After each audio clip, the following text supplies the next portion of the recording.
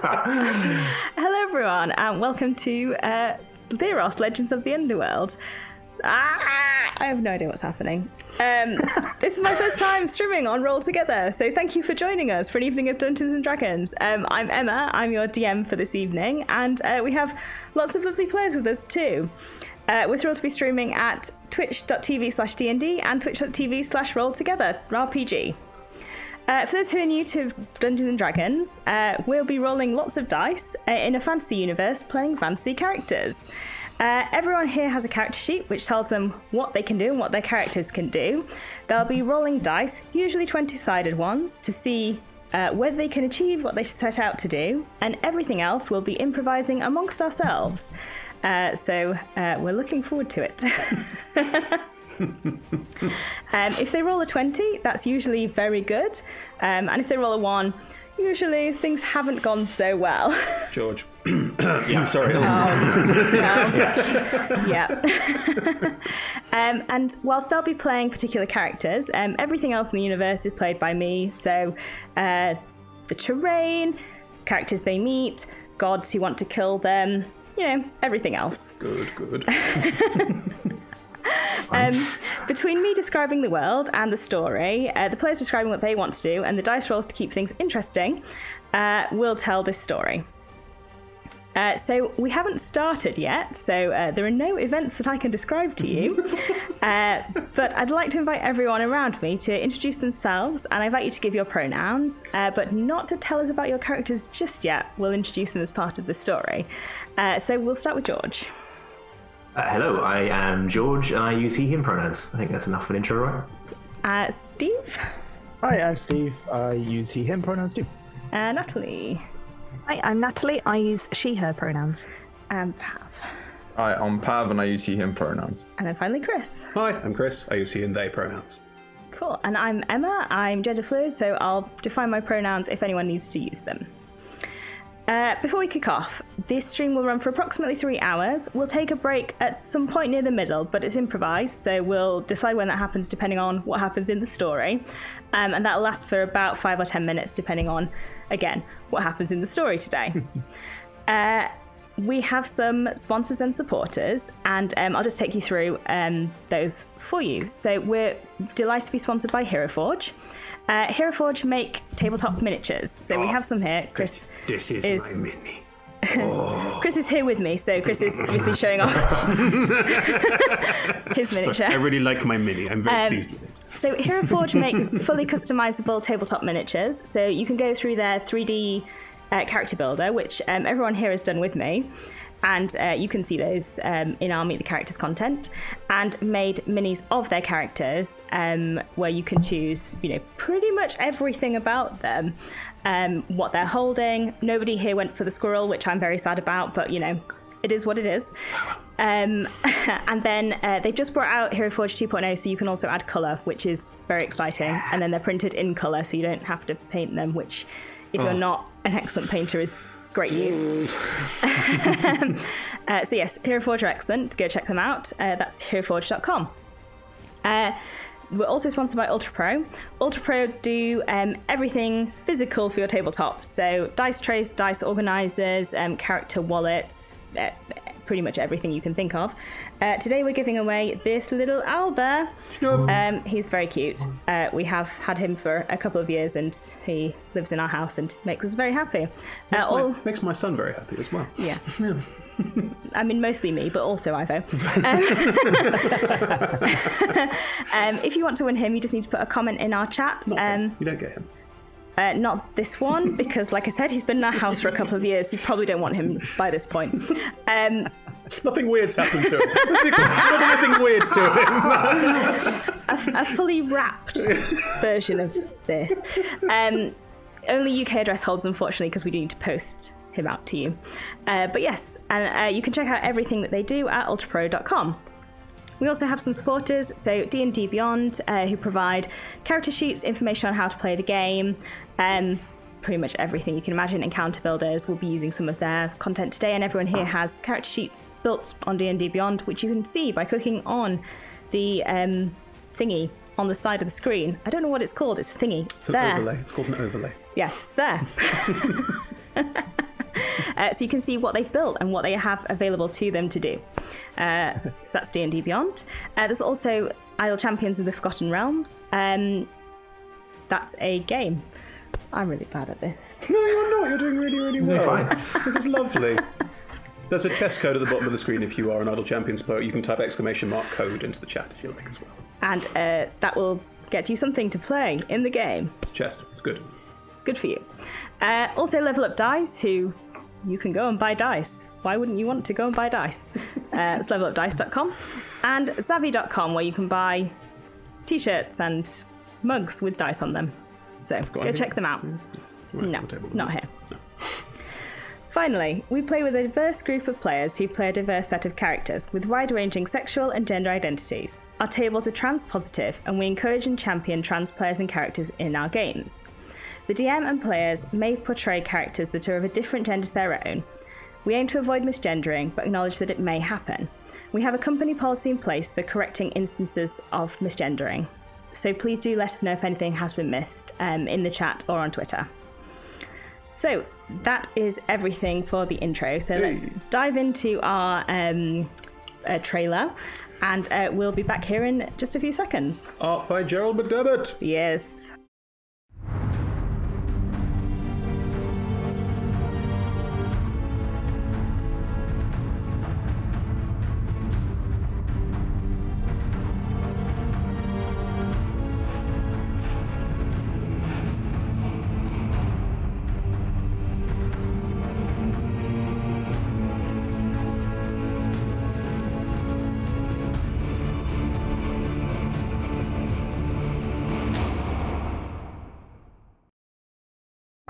So, we are in Theros.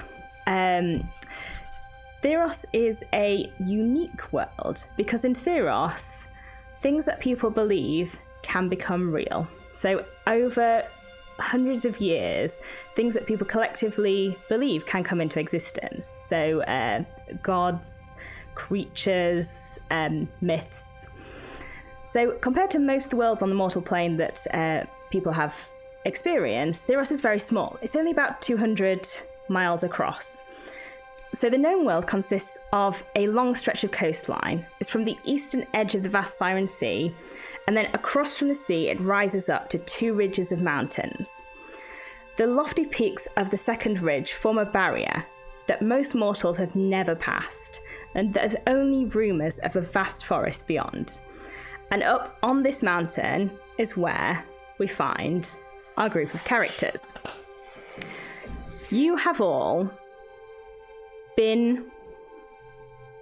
become part of a mercenary army over the past few months to deal with a threat to the whole of Theros, which is an undead army rising from the Underworld and swarming across the entirety of the realm of Theros. Over the past couple of months, you've been in many different skirmishes, and land has been lost. And at this point, you are escorting a group of people across the mountains to try and find refuge elsewhere in these forests that you've heard of, but no one's ever explored. So we find you with transporting this group of people across a mountain pass. Whoever wants to start, where do you think your characters would be in this convoy of people? How large is this convoy group as a whole? Like, what's the? I would say there's probably about 150 people that you're escorting. And how many? Is it just the group of us, or are we part of this wider contingent of mercenaries? There are the five of you. There is the commander of the group. She's called Ciola. She's an old battle-scarred Minotaur. She wears leather armor which has cuts in it from many different battles. She leaves them there to kind of, prove that she's been through a few things. And she carries on her crescent moon. She's the person who's brought most of you together into this group. There are also a few other people who've been brought into this group of mercenaries, but between probably there's about 10 of you escorting this group of people. Okay. Oh, someone jump in. I mean, I'm not at the front. I'll give it that much. I could be at the front. I mean, I'm wherever danger. You know. Yeah, I think I would similarly. I would either be at the very front or at the very back. Let's say that the 5 of you are probably escorting the rear to protect the back. Perfect. Gotcha. So, Chris, Yeah. describe what people see. Well, I'm very visible. That makes a lot of sense. Danae, she, they, goes by she mostly. She is a centaur. Beautiful, sort of, what's it called on a horse? Russet? That's a red. Yeah, it's russet. Russet. Is it fur or hair on a horse? I can't remember. Hair, usually. Russet-haired horse body that is kept relatively well groomed. Like, it's a relatively respectable centaur. She looks like she keeps good care. Leading into a sort of blue jerkin, massive axe laying across largely her back, but also sort of it rests on the horse back as well, because this axe is as long as she is, and she is a centaur. She is huge, so it is a humongous double-bladed axe with it's got the metal on the outside is red on the axe, but it itself is sort of a large iron. The axe is important. She also has some javelins, which in this case, unlike other characters with random ass javelins, you can actually see them. They're in a little side pouch on the horse body. But yes, she is riding, obviously, always, at the back, probably helping... Technically, she's not riding because she's the one who's doing the walking. In which case, she is walking at the back, probably helping people who are falling behind a little bit, cheering them on a little bit. She's not grumpy or angry. It's generally sort of smiles and being friendly, but also a little bit, there's a slight sort of not quite with it, not quite 100%, just trying to be helpful, but probably being a bit big and bashing into people by mistake occasionally and that sort of thing. So tends not to spend a lot of time looking after. It's more of like standing at the back than trying to help people along. More of a keeping quite a wide berth, because she's just not, she's not clumsy, but she's not.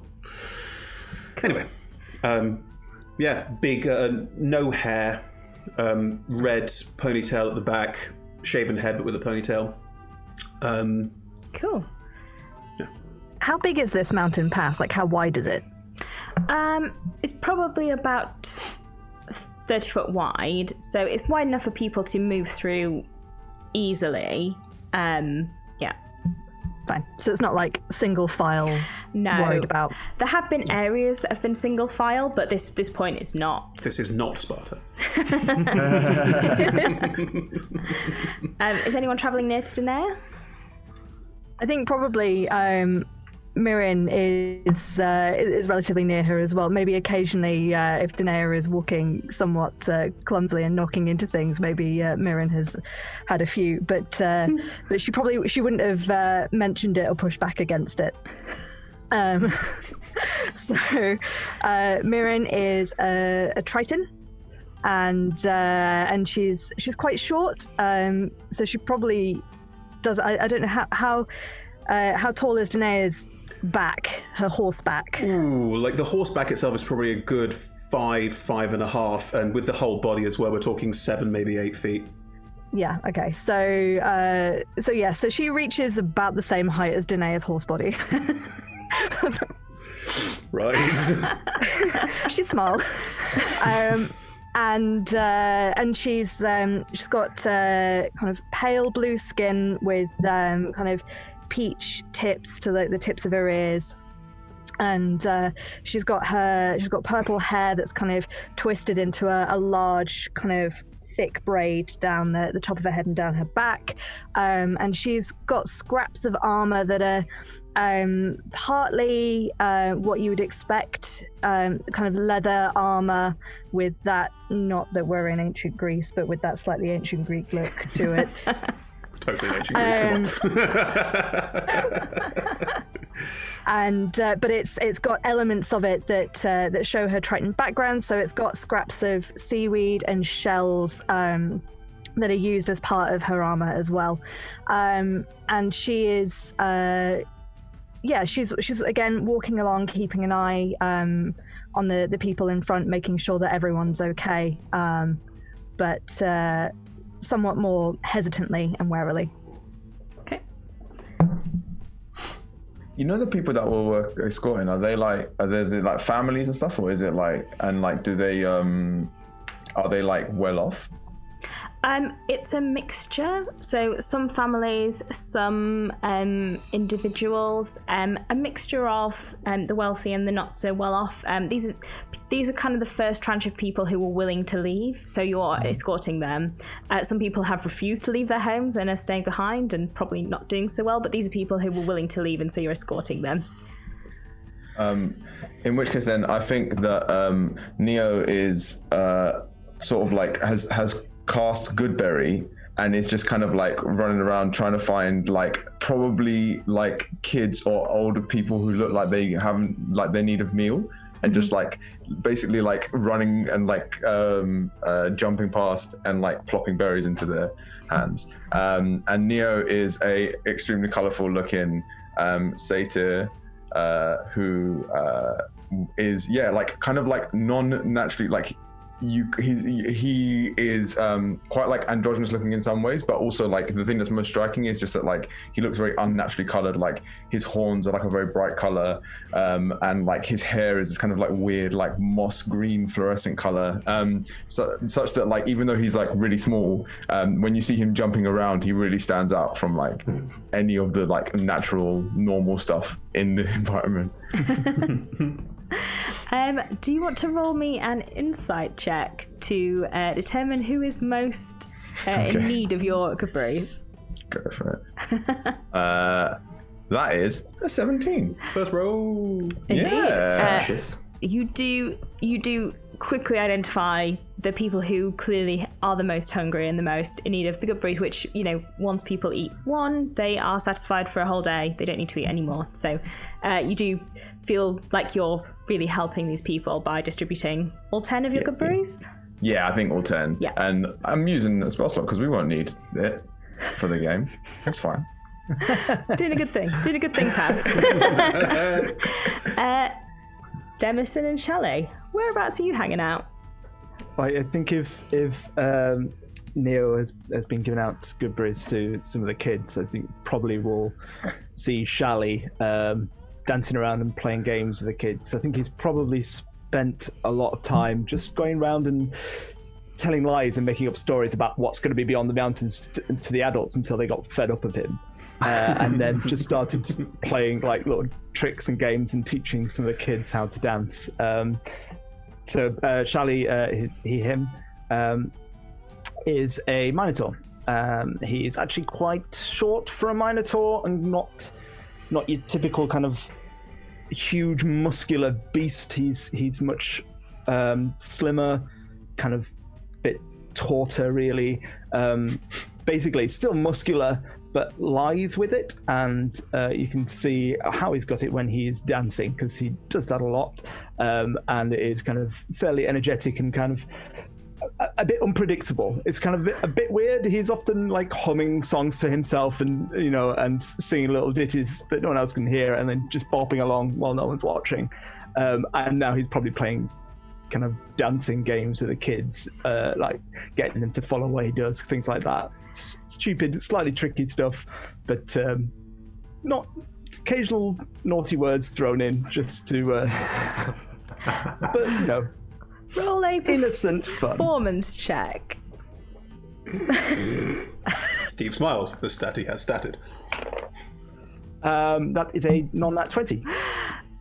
Even though you'd slightly irritated the adults with your tall tales of what was coming over the pass, the fact that you're entertaining the children, and you know this is quite a long journey, and you're distracting them, they are appreciative of the fact that you're, you know, bothering to spend the time to look after the children. So you are entertaining them. Demison.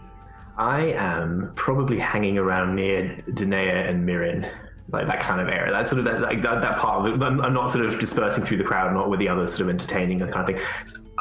Demyson Proudhoof is what I describe as a slightly beaten down looking satyr, depending on your preferred vowel. It lost the spring in his step a bit. Like he wears like he's very fancily dressed. He's got the nice colourful doublets. He wraps his horns with leather straps to match his outfits, but that's probably not fared so well on the road because it's been a long journey. He's presumably not brought that many changes of clothes and is looking a little worse for it. And is someone who I would describe as sort of quite joyful and optimistic by nature, but the last few years have not been kind to him.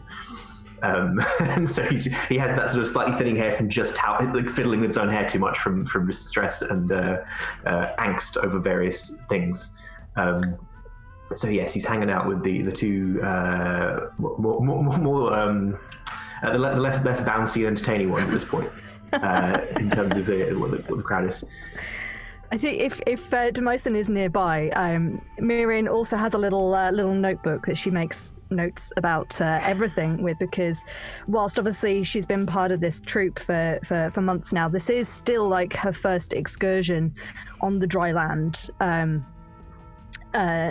she knows Demyson a little bit better. She trusts him a little bit more, and I think she's probably been making notes about Shally's stories and been like, so that's all true, right? Is that an actual thing that happened?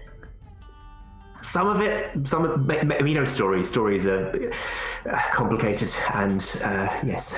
I wouldn't troublesome. take anything Shally says like totally seriously. It's not like Shally's totally serious, you know. Well, I'm sure some of it probably. But... Aye, parts, but I've known Shally for a while, and if all that's happened, Shally is way older than I thought he was. I see. I'm not familiar with how long satyrs live or what an old satyr looks like, so thank you for that update. Oh, a Minotaur.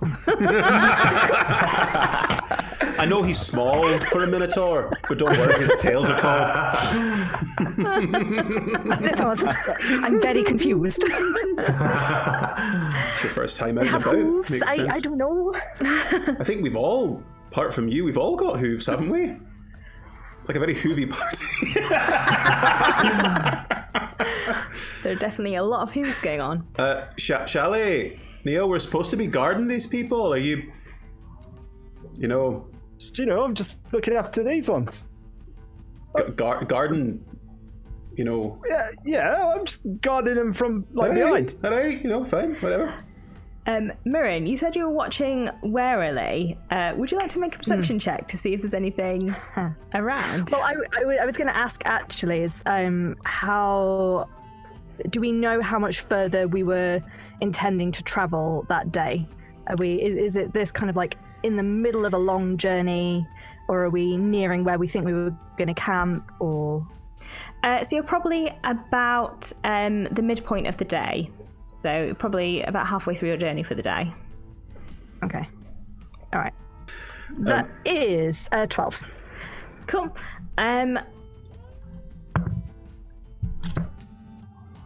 Ominous DM roll. Such a many, I'm sure.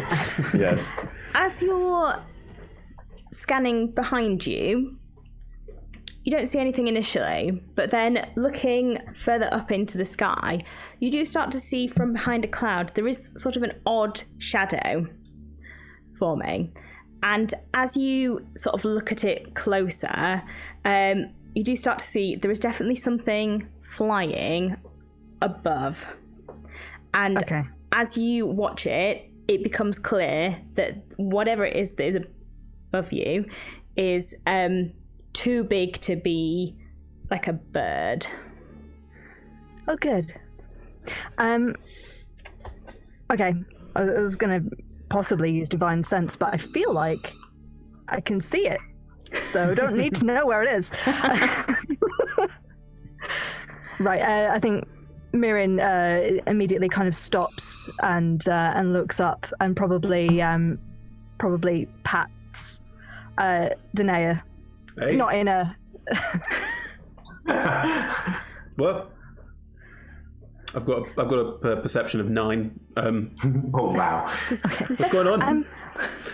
Look, when under the waters, when there's dark shadows that size, generally that is not a good thing. Oh no, don't worry. Scottish. Don't worry. That's a cloud. It's fine. They're normal on the surface. I don't think it's a cloud. Are they usually that dark and have that? Only if it's Clouds raining. don't swoop. I can predict the weather with the druid craft if that helps. Maybe see if it's going to rain. It could be that it's going to rain soon. I don't know. I think maybe you should check that this is definitely a cloud. Can I roll perception Not check? a cloud. Or not a cloud. Any of you are welcome to roll a perception check. It's been pointed out to you. 12. You can see that it's definitely not a cloud. You get the same thing that Miriam got. It's not a cloud. 11? Definitely not a cloud. 19. It's tears, it's not a cloud. 19. What you can see with a 19 is that the thing that is flying towards you, Oh. the outline that you're seeing against the sun, because it's midday, is something with 3 heads and really large wings, and you can see a tail. You're welcome to roll Axe off. welcome to roll a history check. No. Axe off. Yeah. History is not something I do. We don't know. I got a non-natural -1. It's definitely something with 3 heads. I got a natural 1 for a total of 3. It's definitely something with 3 heads. Wasn't that one good? I got perception 7 and my intelligence is 6, so I think it is a cloud. Yeah, they're really worried about something up there, but it's just a funny shaped cloud. I've taken my Do we axe off think my it's a back. friendly, not a cloud, or a non-friendly, not a cloud? Do we think it's a kind of not a cloud? It is a cloud. I think it is a cloud. That's not a cloud, and most things that have that many heads are not nice. That's something I learned a long time ago. Good news is, this might make for a good story. The bad news is we might not be able to tell it if we're not here anymore. Ciola's going to come running up to you from the front. It's going to take her a little while. She's a little old. She's jogging towards you, though, slowly. It's a crack team of people protecting the organ. It's a fucking cloud, isn't it? All right, what's all this shouting about? It is a cloud in the sky. Three-headed and we are monster. not sure. That's all right. We got it. Don't worry. Get everyone else out of the way. We'll sort it. Oh, I mean, I've never seen one of those, but right, we'll get on this. If you can hold it off just long enough, we'll get these people out of here. Well, hold it off in what way? It doesn't seem to. It's still just flying, right? Is it gonna?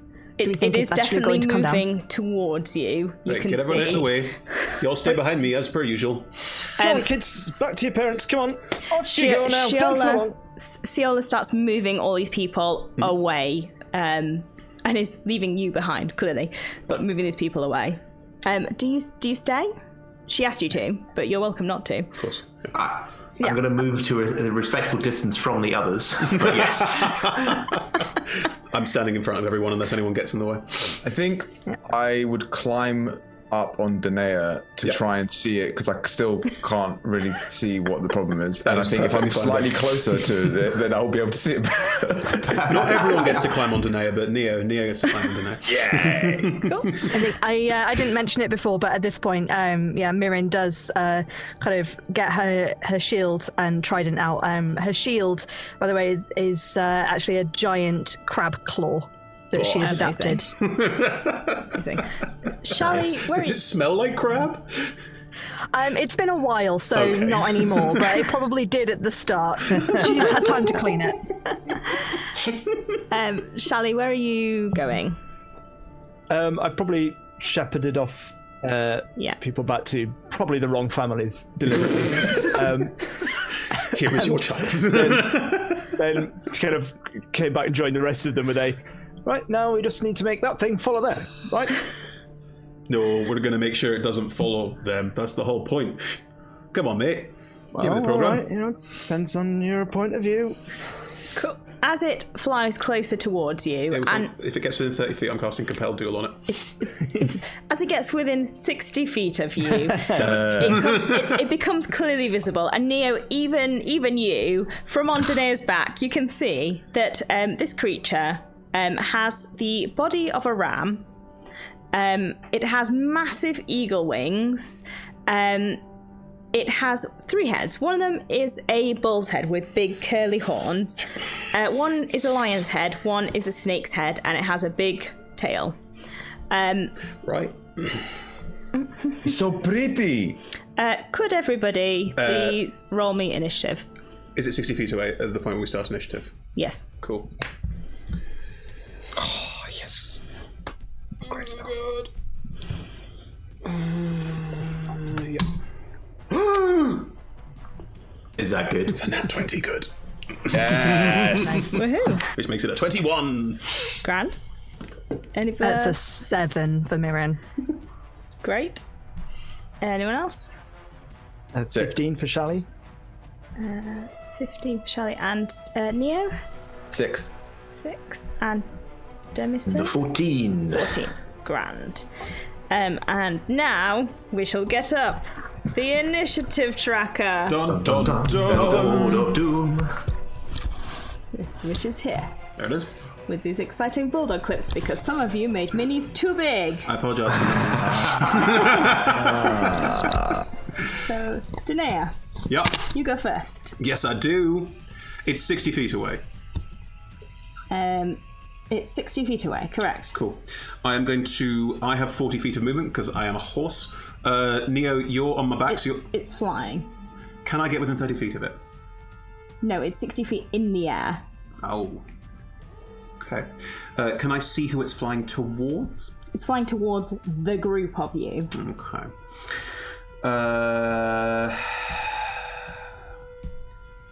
Compelled Duel is a bonus action, forcing it to attack me. Can I hold a bonus action? I can't, can I? No, you can hold your action. Shit. In which case... How mean does it look? Is it sort of thing where I'd go, I can handle this, or I'd look at it and go, okay. Well, you're a Necroan, or at least you spent some time in Necros. I did. I did send you some information about chimeras. Yes. So you are aware of chimeras and why they came into existence, Okay. and how incredibly powerful and god-driven they are. Which you can feel free to share at any point if you'd like to. These are not good. Right, so I will... If I enter my rage, I can't use Compelled Duel, but also if I use Compelled Duel... are there any... Is it flying towards the column of people who are obviously commoners and will go squish? You're at the back of the column of people. Mm-hmm. It's flying towards you from further away. You can't tell whether it's going for you or for the column of people. Then I will not rage because I will hold the Compelled Duel instead. I will hold an action to swing out at it to get... Yeah, I will stand where I think it's going to come in and just ready an action to hit it really hard. Okay. Cool. Is that the end of your turn? It is. In which case, it goes next because it also rolled really high. Hey. It's going to fly in, and it is going to use its lightning breath. Okay. It's a 60-foot line. Can Demyson, you specifically said you moved further away. Obviously, as far away as was practical without being out of engagement range. Yeah. Danae, Mirren, Neo, and Shally, can you all make a dex saving throw, please? Sure. Danger sense. Oh. Oh no. That was Started well. that was a natural 1, and I have -1. Wow. You rolled a 0. Yeah. 14 for me. That's a 9 for me. Shit. It's a 5 for me. Can I just check a thing? Yep. Go on. What's the damage? Nope, it's ability check. I can't use that. Yes, it's just 9 for Shally. So that was none of those were higher than a 15. Oh, So no. 27 points of damage to everybody. I'm down. I am immediately down. That would have killed me, yeah. I'm up! Oh, God! Wow! That's closer to double my health than it is to. Wow. Ooh. Then it's going to fly in. Go ahead and get it. I mean, Yes, you can hit it. It will get within range. Fuck yeah. Sorry, it's a lot of damage. Right. Okay.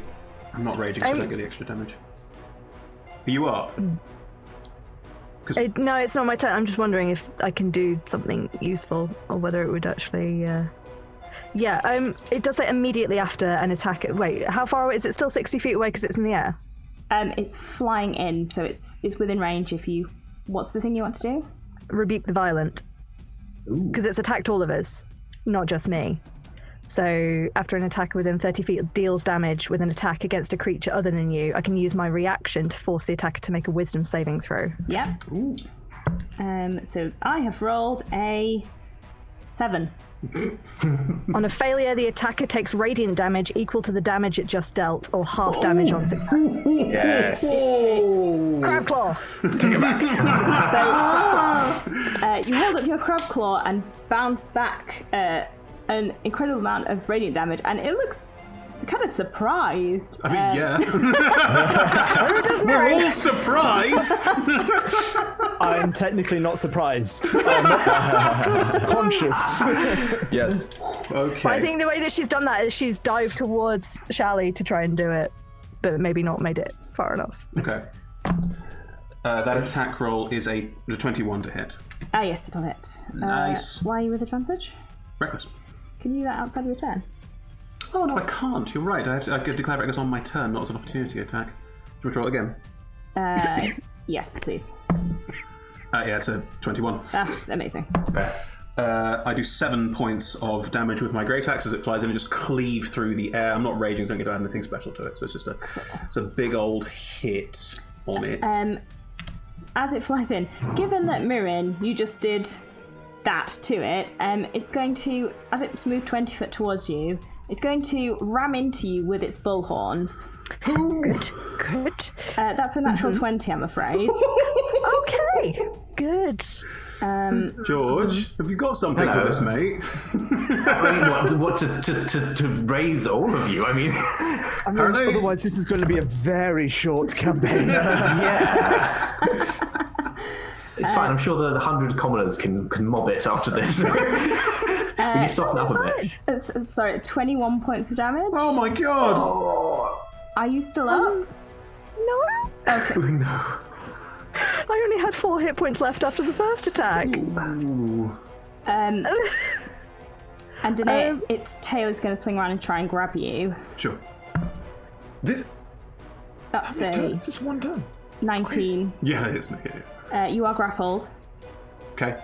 And Just grappled? you take grappled and restrained, and you take 11 points of damage. I'm also unconscious. Oh. Wow. Okay. I can help with one of these things. I'm standing too far away, so maybe not. Well, we all go again before it does, so whichever one of us you want to choose. Shally, can you make a death saving throw, please? Oh my god. Oh, heal multiple. 17. One success. A success. Demyson, Mirren's down, Danae's down, Shally's down. This chimera is in the midst of all of your fallen pals. Who can heal? When I said it might make a good story, I didn't mean an elegy. Am I within what? I can move 35 feet. Am I within one movement of any of the downed people? Yes. Yeah. Okay. Can I choose any of them? Yeah, any of them. I'm assuming Mirren goes after me, so I'm going to choose you, I'm afraid. No, I'm afraid. You're welcome. We're going to rush in. Shit, fuck. Just running in toward... Because this thing's still standing there, right? Like, it's right there. Yeah, this will put you within melee range of it, just to make you aware. This is where I was like, I'll take Cure Wounds, not Healing Word, because that means I can use things on the bonus action. That's a decision that I made. I will cast Cure Wounds on Mirren, and you recover. That's a whole 8 hit points. Woo, that's enough. Which is more than 0. That's good. And as my bonus action, I will I will inspire Danae, I think, because you've got a death saving throw coming up. I mean, you all do. We all do. But yeah. I'm assuming I have no movement left, and it's probably not a good idea to move anyway, so hooray. Cool. Okay. Can you inspire someone who's unconscious? They have to be able to hear you. Oh, are they able to hear you? You're right, so no. In which case, we'll stick with Mirren, because Mirren's right here and can protect me from this. What's your inspiration? It's I assume it's D6, but Yeah, I just think so. A thong, haven't George. used it yet. What do you say? Oh, I see. Sorry. Yes. I had something pithy for this, but just try not to die. Cool. Mirren, you get a D6 Bang. of inspiration.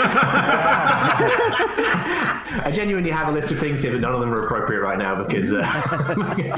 And it is your turn, Mirren. Okay. You're back. I mean, is it still flying or is it grounded? No, it's on the ground. Okay. It's right next to you. You're currently lying down. You might want to stand up. Yes, I will do that. Is that an action or is that just? That's half your movement.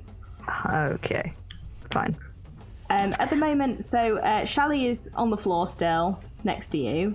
Danae is unconscious, wrapped in its tail. Demyson is standing over you, frantically reciting bad poetry. Normally better than this. And Neo is nearby, but still fine. No, Neo's unconscious. Are you unconscious? Yeah. Everyone's unconscious. Oh god. Sorry. If I Dang, I'm not feeling good about this. Can we talk tactics? Are you alright with that? Oh yeah, go for it. If everyone who if everyone who heals a person who can also heal, we'll all get up again, as long as it doesn't kill us all in one round again, because we won't be able to do like knocking everyone out in one go. I can also bring up two people in one turn. Bang. Okay. So who's next in the order of initiative? I was last, right? Neo's next. So Neo's next. Well, I guess I lay on hands on Neo. Cool. How much would you like to give? As much as I can. You might want to give. You might want to keep some just in case for later. I suppose. Oh, what's going on? Yeah. You may want to keep some for later. This is the party. All right. So what's your hit points at the moment? Yeah. 0. 0. Oh, is it? Okay, sure.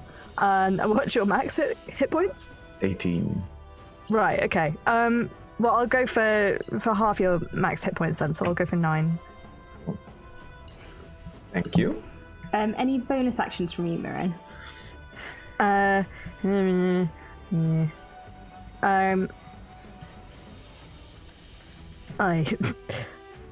can channel divinity to be an emissary of peace. I'm not convinced that we can fight this thing with charisma, though. You might have spells like Sanctuary or Shield of Faith. Sanctuary's a pretty good one if people aren't going to attack, like Neo. Or Demyson. Yes, that's a good thing. I will do that. Thank you. On Demyson. Does that mean I can't be attacked without a wisdom saving throw? Is Yes, that right? as long as you don't attack. Yeah. Okay. Neat. Cool. Keep healing. Neo, you come back from your brief stint of unconsciousness. I said, sorry everyone, I was asleep. And then who is am I right in thinking that Shally am I able to cure wounds, Shally? Am I able to get within like 5 foot? Yes, so you're within 5 feet of both Shally and Danae. Okay, cool. I think what I'm going to do then is I'm going to start my round by using my Balm of the Summer Court feat to give 3d6 healing to a creature within 120 feet of me, which for this is Danae. I also give 1 temporary HP per die spent, and I think because Danae is down and is like very important to me, I will just use all 3. So you get 3 temporary hit points plus 3d6. Woo. Which is going to be D&D Beyond. Yes, D&D Beyond. So 16 plus 3. Wow, nice. Thanks, babe.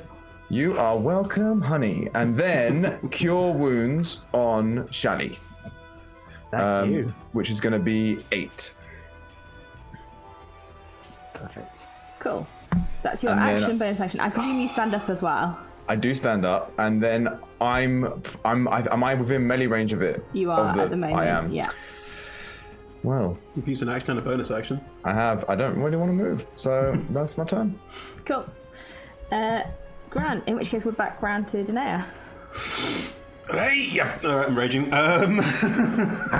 So rage from me, and then I am going to reckless attack the fuck out of this thing. It's already got me grappled and restrained, hasn't it? Yes, you are grappled and restrained, so it's disadvantage on attacks. So reckless means it's a flat roll. Yeah. And my divine fury is in because I am now raging, so I also get that. Good. Natural 20. Yes, that There will, we go. that will do it. So, double all the dice. It's a good. I'm just going to roll 2 dice for each.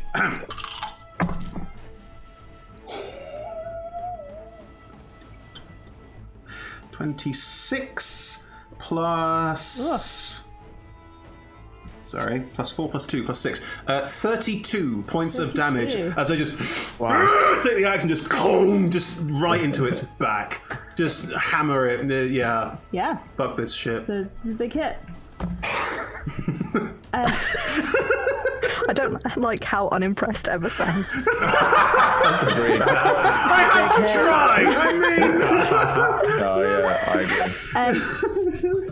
On the Chimera's turn, so in the distance you can see Ciola moving these people, and your comrades also moving these people away. Okay, we so did the you main. are Good. holding it off whilst these people are being moved into the distance. Good. It's going to use its tail to attack you, Chris, because you're already held in it. Does it need to make an attack roll for that? Is it an automatic hit? No, it's not an automatic hit, but it has advantage against you because you're restrained. And I'm reckless as well, that doesn't mean that. So that is a 22 to hit. Yes, it hits.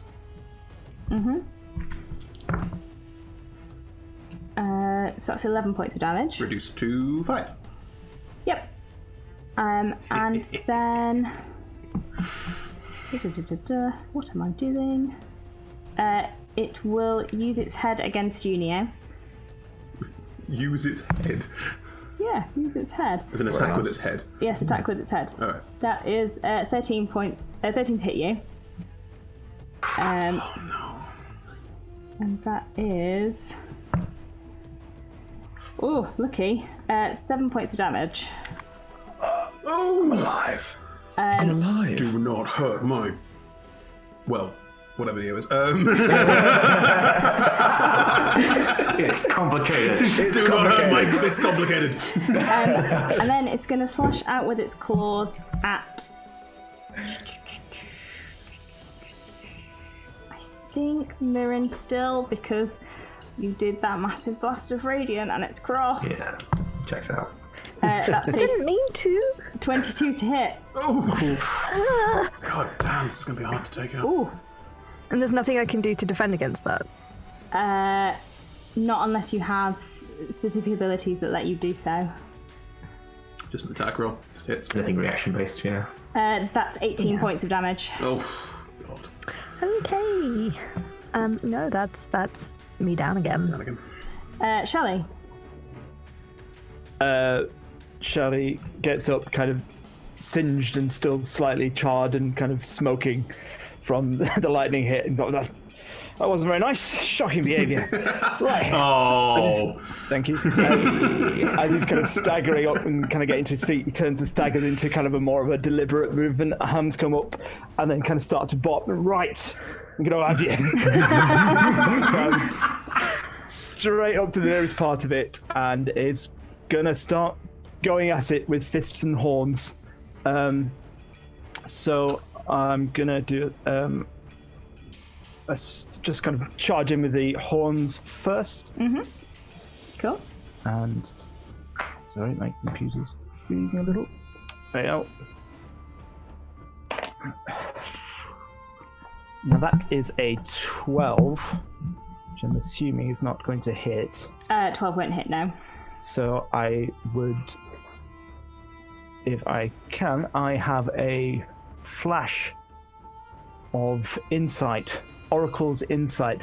So as I'm kind of rushing in, I see that my horns are just going to miss, and I kind of like, instead of bopping like to each side, I double bop and go that way. So basically I get to add a D10 to that, nice. which is an extra 7. Yes, that will hit. So that's a in total. 19. Yeah. Cool. And that is for just 5 points of damage. And then I'm going to Flurry of Blows and attack, kind of pull back once, kind of across with a fist, and another horn stab, I think. So the fist is not enough. That's an 11, and the second horn, it's a 7. I'm afraid not. Your flash of insight works, but the second two, it's moving in ways that you can't quite. It's all these weird mishmashes of animals, and you're like, it doesn't make sense. Stick to the beat. Cool. Thank you, Steve. Demyson. Can I drag someone without just using reducing my movement? But can I do that without using an action or bonus action? Who would you like to drag? Isn't Mirren down? We're going to have opportunity, George. Sanctuary. I mean, get an attack of opportunity on Mirren, who would be leaving its range. Force movement does it? Force movement doesn't. If someone else is moving, that usually doesn't trigger it. But that's your call. So please tell me if that's what you're going to do. I try to drag my friend out, who is bisected. Sure. No, you could try and drag Mirren out. You would need to roll a strength check. I'll, as long as I'm not burning my action, I'll give it a go, mostly for flavour, because no, it's not good. It's a 6. You try and pull Mirren, but despite being small, I'll work with that. She's muscly, and the shield's surprisingly heavy, and you're like, gosh, she's a scooper under the arms and start I have not trekked across miles of bloody mountain paths to see heroic deeds only if you'd have get up! Don't stack it now! Get back in the fight! Cure Wounds, first level. That's a better roll. That's 11 points. It's my favourite kind of healing. The being shouted at healing. I'm already having a really stressful time, and this is making it worse. Bonus action, I will. No one's really. Yeah, okay. Well, we'll give this a go. I will use, because I haven't used this yet. What's it called? The Eloquence ability. Cool. I think Unsettling Words. Yes, as a bonus action, I can expend 1 use of Bardic Inspiration. Choose a creature, and it will subtract that number from the next saving throw it makes. Nice. Full start my next turn. Okay, I don't know. Actually, I don't know if anyone's going to do saving throws, so I am just going to inspire someone. That seems better. I will inspire Danaea. Thanks, mate. Yes. Like swift-footed Alana, whom the shadows did embrace. Yes, go, do the thing. It's a line from a poem. Nice. It's not, but in universe it is now. Cool. Mirren, you come back to life at midpoint through Demyson's rant. Loving rant. Caring rant. On one again, all right. Right, so she is going to stagger to her feet and cast Thunderous Smite. Nice. Which is to say she doesn't necessarily consciously cast it, but it feels like, I think her rage in this moment and her need to protect all of her friends that she's made, she feels this kind of power flowing through her, and she's also going to use the inspiration that she got from Demyson earlier as well. You can roll it first and see whether you need it or not. So. Okay, I will do that. So I just 2d6 for this. So you roll the attack, and then if the attack hits, the smite hits. You're right. Okay. Oh my god. Okay. D&D Beyond hates me. That was a 2 plus 4 for my attack, so that's a 6. That will not hit, I'm afraid. You keep the spell, so as long as you don't lose concentration on it, the spell doesn't go anywhere. Okay. Well, she's just standing there looking a bit thundery then. Just like sparks, and she's a bit confused. Yeah, with her trident, like, what is happening? I don't know. I'm angry. Theo. I don't really know what to do. I think one of the things is like a bull. Did you say? Yes. I think I will wild shape into an ox. Okay. Because they have a lot of health and I don't. And then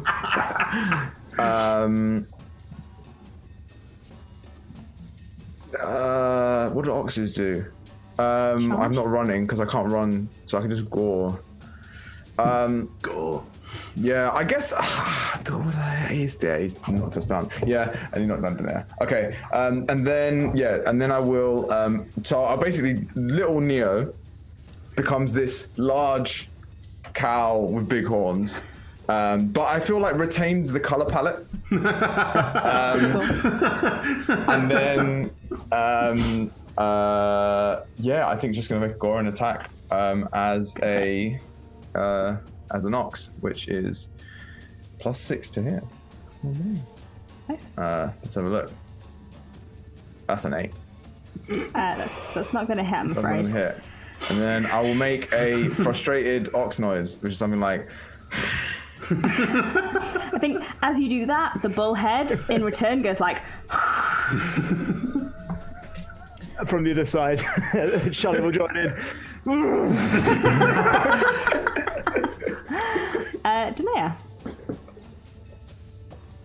I attack it. It's chopping on the back of its head repeatedly, trying to cut one of the heads off for flavour. I'll go reckless, which means I'm restrained, but it doesn't matter, so it's a flat roll. Yeah. You could try and get out of the grapple if you wanted. No. That is a 22. Yes, that will hit. Yeah. 16 plus 6 is 22. 2 22s. 22 points of damage as I jam the axe into its... trying to cut one of the heads, like jam into the neck of the head, just like trying desperately to fell the damn thing. As you do so, the lightning starts to crackle in its mouth again. And it's going to let out another burst of lightning. It's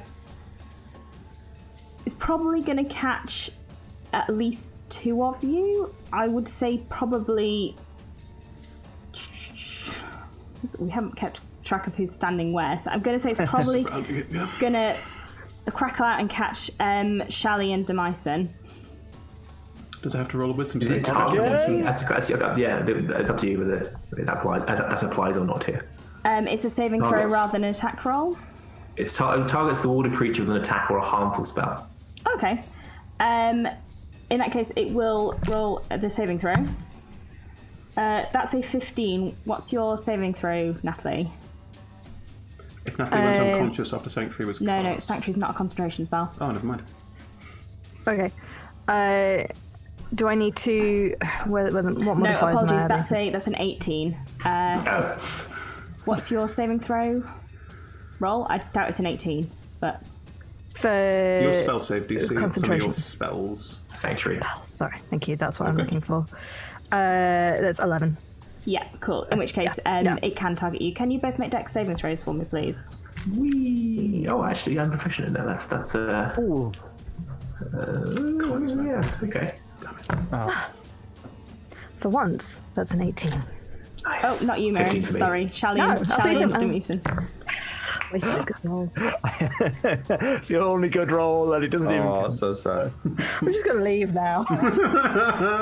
Well, I was pleasantly surprised because I rolled an 18 for my saving throw and thought, oh, great, and then realised that probably just means half damage, and then looked over and saw my hit points. I was like, oh, okay. Don't start celebrating just yet, but that was an 18. And Demyson? 15 for me. So both half damage, which is 19 points of damage. Yeah, straight back Well, down. I'm unconscious. That is more than my full health. Then it will try and attack you. Danae with the tail. Yep. No.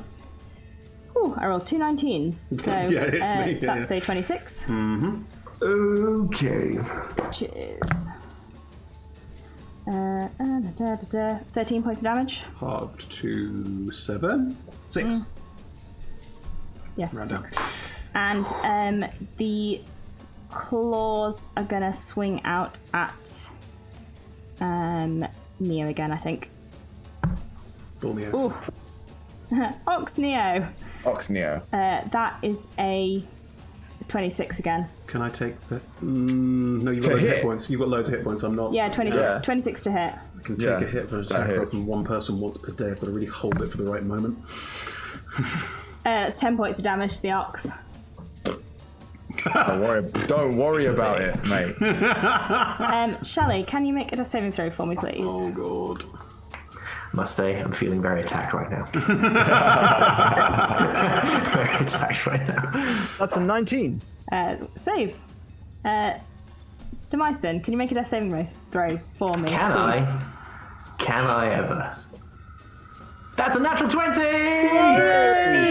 That's never happened to me before. Return Ever. to life with 1 hit point. 1 hit point. That's all you need right now. And you get your turn as well, don't you? Yeah, at the start of your turn. Wow. Oh, Wow. yes! Yes. I've never had this happen to me to play before. And I hadn't planned what I was going to do. I normally who's down? Who's up? Shelley. Shelley's down. Shelley's down. Got kind of like stripes down both sides of it now. Like it's a chart.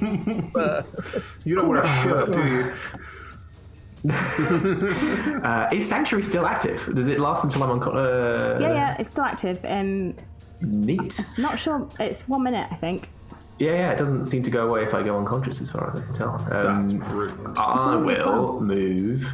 I will go and I'll cast Cure Wounds on. I'm sticking to my theme for now. I'm just trying to get everyone back up. It's that kind of Trying fight, to I think. make a good thing out of this. Just don't screw it up. I'll touch Shally, cast Cure Wounds, and that is another 11 points of healing. I think 11, because nice. because you got the natural 20, you do feel Thassa's influence inside you. And how do you feel, Thassa? This feels weird. Sorry, that sounded weird, but I know you know what I mean.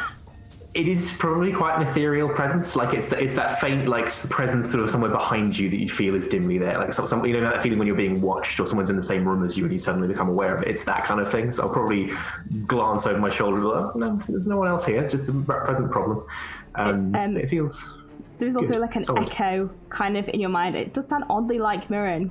Someone saying like, "Get up."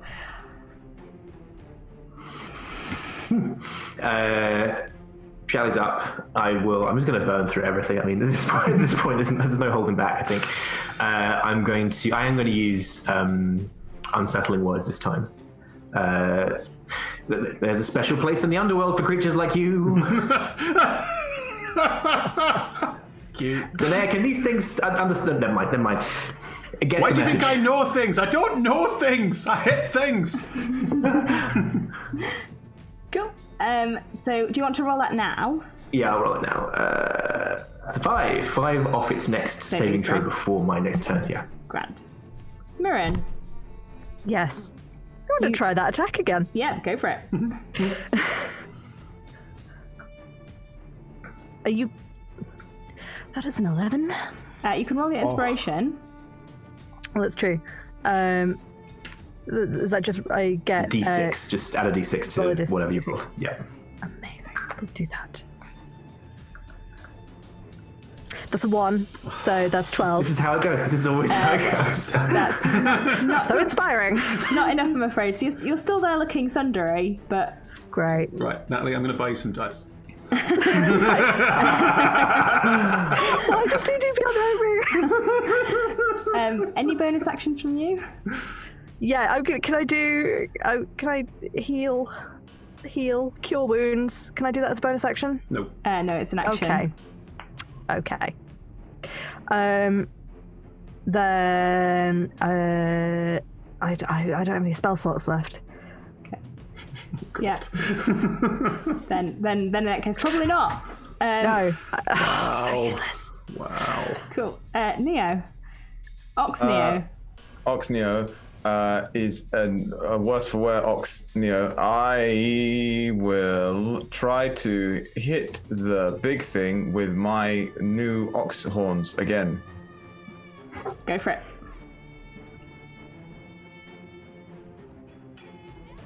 $12. I'm afraid God damn it. 12 Okay. won't hit it. Okay. You try and go for it with your horns, and it locks horns with you. So you're in this Nice. horn to horn match. Do I feel like closer to it? If you'd like to feel closer to the bullhead of the Chimera, you can. Okay. Any bonus actions? No, I don't think bulls. Nah, I think I'm that's me. Cool. I'm good. Danae. Yeah. Oh. Oh no. It's going to be a bad You roll, have isn't it? inspiration still. Oh, thank you. I mean, that is. Hang on. I mean, it's up to Emma the Is it worth DM it? if you will. I have rolled a 3 plus 6 is 9. Is it worth me spending the inspiration dice? And if you rolled 6. Fuck it. In for a penny. What a 6! Yes! That's it. Oh, and it's a good damage roll as well. 15, 21 points of damage. Die! Die, How you much damage stupid! have you done to this? This is About ridiculous. 70 odd. As you cut into it with your axe, the hit goes in, Yes! and it looks like it might be about to die. Yes. And as it does, Oh. a sort of shimmering black cloud appears around it, and all of the wounds that have appeared on it Not good. close. Being from Theros, you're aware of Mythic Monsters. Oh my god. These are creatures who are favoured by certain gods. This might not be Theros standard for fans out there. I'm just making this up. And you know, sometimes when you kill them, the gods decide that they don't want you to kill them. So as you get it down to 0 hit points, it heals back all of its hit points, Mythic. and the snake head starts to emit a sort of black cloud That's not good. on its turn. Oh god. Can all of you Oh, shitting. who were in front of it, sorry, I just need to open a new tab. Good. Right, could all of you who are in front of it, which is all of you apart from Danae, Oh, great. please make a Constitution saving throw. Oh no. Nat 20 plus 3. Oh, nice. I'm not buying any dice.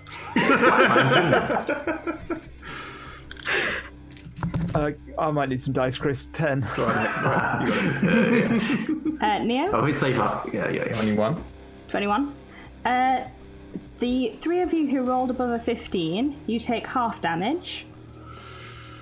I was celebrating, and then I remembered I had 1 hit point. I was like, yes, a natural 19. Everything's coming up to my The thing I can't do is heal people. Jesus. Yeah. Right, okay. Shally, you take 32 points of damage, and you're unable to regain hit points until the end of your next turn. The rest of you take 16 points of damage. Steve, what's your total hit point count? My total is 27. I had 11. Oh, wait. 11, 31. 38. Yeah, chill. How much damage did you take? 31. 31. Oh, fine. That's it. Just gets up from the, kind of gets himself back up from the lightning strike, and then immediately kind of goes rigid and goes back down again. Is everyone else down? What's everyone else's hit points at? Well, I was going to ask, was that 16, was that the half damage, or am I halving the 16? That was the half damage. Okay, yeah, I'm down. So, Demison's down, Mirren's down, Shally's down. Oh, They wait, no. can't- My armor class is 18. No, that was the damage. Okay. It is an area effect. Saving throw. Okay, so they're all... Neo unoxes and then goes down. Oh, fuck. And none of them can gain hit points. No, only Shally cannot regain hit points. I mean, okay, I'd have no way of healing people. We'll see your restraint. One problem at a time, George! It's now its turn. That wasn't on its turn. What was that? That was a legendary action. Oh, Jesus Christ. Disagree. It's going to round on Danae. Okay. I mean, I'm in its tail. Can it hit me with things when I'm in its tail? I'm going to say yes. Okay. Right, it's going to try and ram you with... I'm going to say that the head goes for someone else, and the claws and the tail are going to go for you. So, who's the head going for? it's going to go for Mirren. I take the hit. I can... I'm a lifelong companion of all of these people, and Companion's Protection. When a creature you can see within 5 feet of you is hit by an attack roll. Okay. Use my reaction to take all 3 hits. Would that be with advantage because you were reckless? Yeah. I'm going to go down, but hopefully... So the head first, that's a 25. Yeah. So that's halved, that's 4 points of damage. Mm-hmm. Second one, that's the tail, that's 20, non-natural. Yeah, it's again. Still up. 11, 5 points of damage. That's already halved. Oh, I'm not up anymore. And then the third one. Yeah, I just failed 2 death saves. Yeah. Hopefully someone rolls a 20 and we're gets looking out for of natural this. 20s. Yeah. It can definitely happen to some people twice in one combat, right? That's yeah. Shelley, could you roll me a death save, please? Oh, God. 12. That's a success. Demyson. I mean, somewhat of Pyrrhic success, maybe. That's a 7. A failure. There it is, failure. Yeah. Mirren? Am I just rolling a d20 for this? Yes. This dice just loves giving me a 7. That's a failure, unfortunately. So you should have a little box that you can mark off saves and failures. Neo. Or a 12. Success. It's going to use the necrotic breath again. Oh! So we all fail 1? So everybody fails. Including me, I'm still in its tail. Apart from Danae, who is behind it. I'm not out. Still only on 2 failed death saves. Everyone fails 2, I think, because it's... No, it's only on a... It's not a critical, though. Yeah, okay. Everyone fails another 1. What's everyone on? 1-1. I have 1 fail remaining. Everyone's got 2. Danae. Okay. I'm not sure I've ever died before. That's an 8. That's 3 failed death saves. You failed 3? I failed 3 death saves because it attacked me and I was so it critted me and now I am out. In that case, you are on your way to the Underworld. Right. On its turn, it's going to swing out at with 3 attacks. So, Mirren, you will fail another 2 death saves.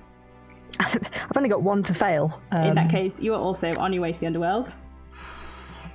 Okay. It will also swing out at Chalet with the head, so you fail 2 as well.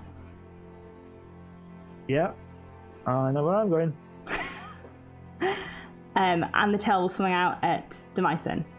I was going to put all rules law, it has to technically make an attack with advantage, but that doesn't matter. At this point, it doesn't matter. I have found a loophole that no. I am dead. Neo, could you make me a death saving throw, please? 15. How many saves and fails are you on? 2 saves, 1 fail. On its turn, it will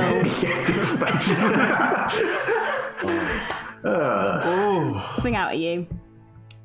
And as you all lie there on this mountain pass, the party of people that you were distracting this from, some way in the distance, but not out of sight, the Chimera turning its head towards them.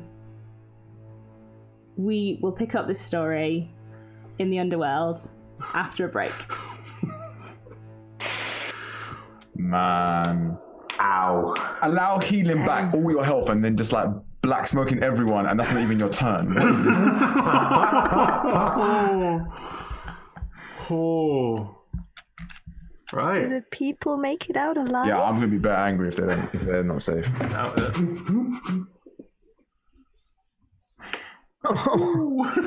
Okay. Fuck. We will handle all of this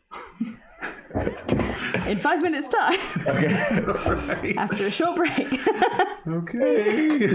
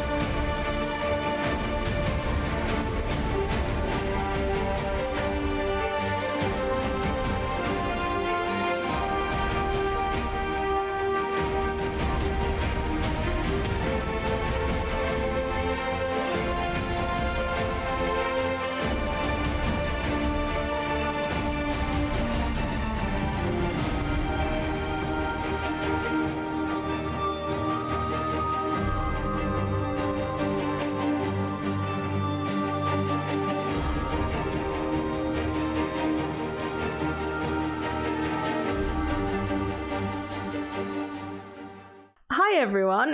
Welcome back to Theros, Legends of the Underworld, where everyone is quite unhappy with me, given that I just TPK'd. So we shall pick up from... How? We're dead! Yes, Chris, but in Theros, you see, there are 3 realms. There is the mortal realm, where you were. There is Nyx, which is where all the gods are. And there is the Underworld, which is where you go when you die, which is where you all are now. Legends of the Sounds Underworld. cozy. Legends of the Underworld. Yes, Holiday destination. you see my marketing ploy about there being some sort of big fight of the undead in the mortal realm was actually just a ploy. Okay. Genuine question: how close did we get to not all dying and actually defeating it? You did really well. I'll take it. Yeah. I think that Shelley's core strength has increased a lot, just like getting up there. Strength, yeah. Works on the abs. So when you die, the first place you go in the Underworld is to the banks of the Tartix River. The banks of the Tartix are quite grey. Everything is as if you're seeing in grayscale. The river itself is incredibly wide. You can't actually see the other side of it, and you can see dotted across it some islands. When each of you arrive here, you are swiftly joined by the other members of your party. There are a number of other people here. Some of them look quite vibrant, like all of you do. You still have all of the colour that they had in life. Some of them have started to fade to grey and look much duller, as if you're seeing them in grayscale. Those who've been here for... You've heard the stories, years. If you don't have a coin to give to... it's not called Charon, because we're not in... Greece. It's called Definitely not Greece. Athreos. Athreos the ferryman, the god of the river. If you don't have a coin to give to Athreos, he can't transport you into the Underworld, so you remain here on the banks of the river forever. So there are people here who've been here for a very long time, and as the 5 of you arrive and start to regroup, have presumably a conversation about what's happened, you do note that people around you are starting to take notice of your arrival. Can I ask a boring rules question? Yes. How many hit points do we have? Half of your original hit points. We don't get to press the longest rest button. Yeah. No, all of the things that you've used, you still can't count as used, but you do regain up to half of your max hit point total. Round it down or round it up? Rounded down. Okay. Do we sort of wake up lying down, or is it just like you're there? You're just there, standing up. Is Neo there? Neo arrives last. And then there's a panicked look on my face until Neo arrives. There's partly the panic is kind of, I hope Neo doesn't turn up, but then also God, I'm not sure if I do hope Neo doesn't turn up. I hope Neo... No! And then Neo turns up and it's fine. I'm going to move over, run if I can over to Neo and just grab hold of him and just massive hug and just... You okay? You're right? I think so. It's a little bit... there's not a lot of color here. Where are we? We're dead. Hang on. Was that a chimera? That's a chimera! Oh! Nutcrackers. I knew it was going to happen, and I still didn't see it coming. What? What are you... Well, you know how I can see the future, and sometimes I'm telling the truth, and sometimes I'm just joking. Yes. I've always been able to know how I was going to die. And You didn't see that coming. And it happened twice as well, and 2 booming bolts of lightning. I still didn't think, hang on a minute, maybe run away from this one. Yeah, that seems like really the kind of thing you should have mentioned when we could have all still run away. Well, to be fair, I didn't know that you lot were going to die as well. So you didn't see an ominous cloud in your vision? Sorry? You didn't see an ominous cloud in your vision? we established quite clearly that it wasn't a cloud. Yes, but it looked like Although a I cloud. guess lightning did shoot out of it, cloud. and it was flying. So I mean, yes. I mean, if I'd seen an ominous cloud, I'd have been quite afraid to go out when it were raining. Really, you never know when it's going to happen. Just that it is going to happen. Right. Well, Sorry, folks, it's been great, but that's that, I guess. One question: does anyone have their wallet on them? I always carry 2 gold, one for me, one for Nia. Oh. I've got a coin that's like attached to the ring between my nose and just kind of like pull it off. Oh, gross. Well, you know, it's the first one I ever stole. I stole it so I could buy some bread, and then I quite enjoyed stealing it, so I just stole the bread. Ah, okay. So this wasn't. Wait. So you knew this was coming, and that wasn't for this. Well, it's always useful to keep one-handed, though, right?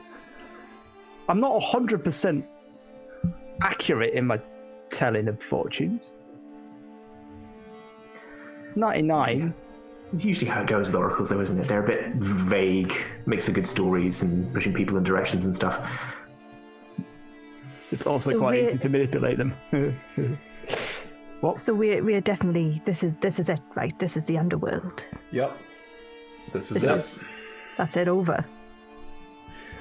I mean, it was going to happen at some point, so... I beg to raise a counterpoint, which is that with 4 heroes and 1 epic storyteller in the underworld, you know how that usually goes, right?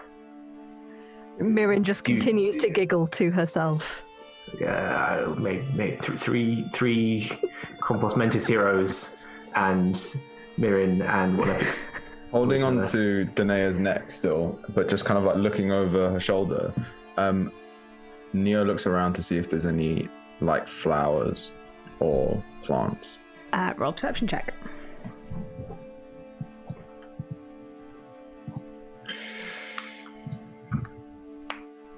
Got a 20.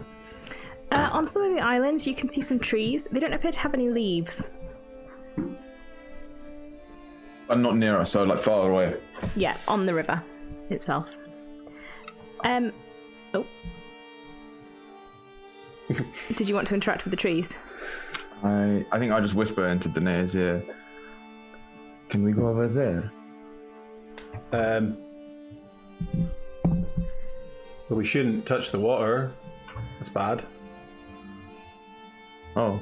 Don't worry, Neo. I'm sure that, we lived good lives. Wherever we end up will be somewhere where there's flowers. You're all being very defeatist about this. We have just been defeated.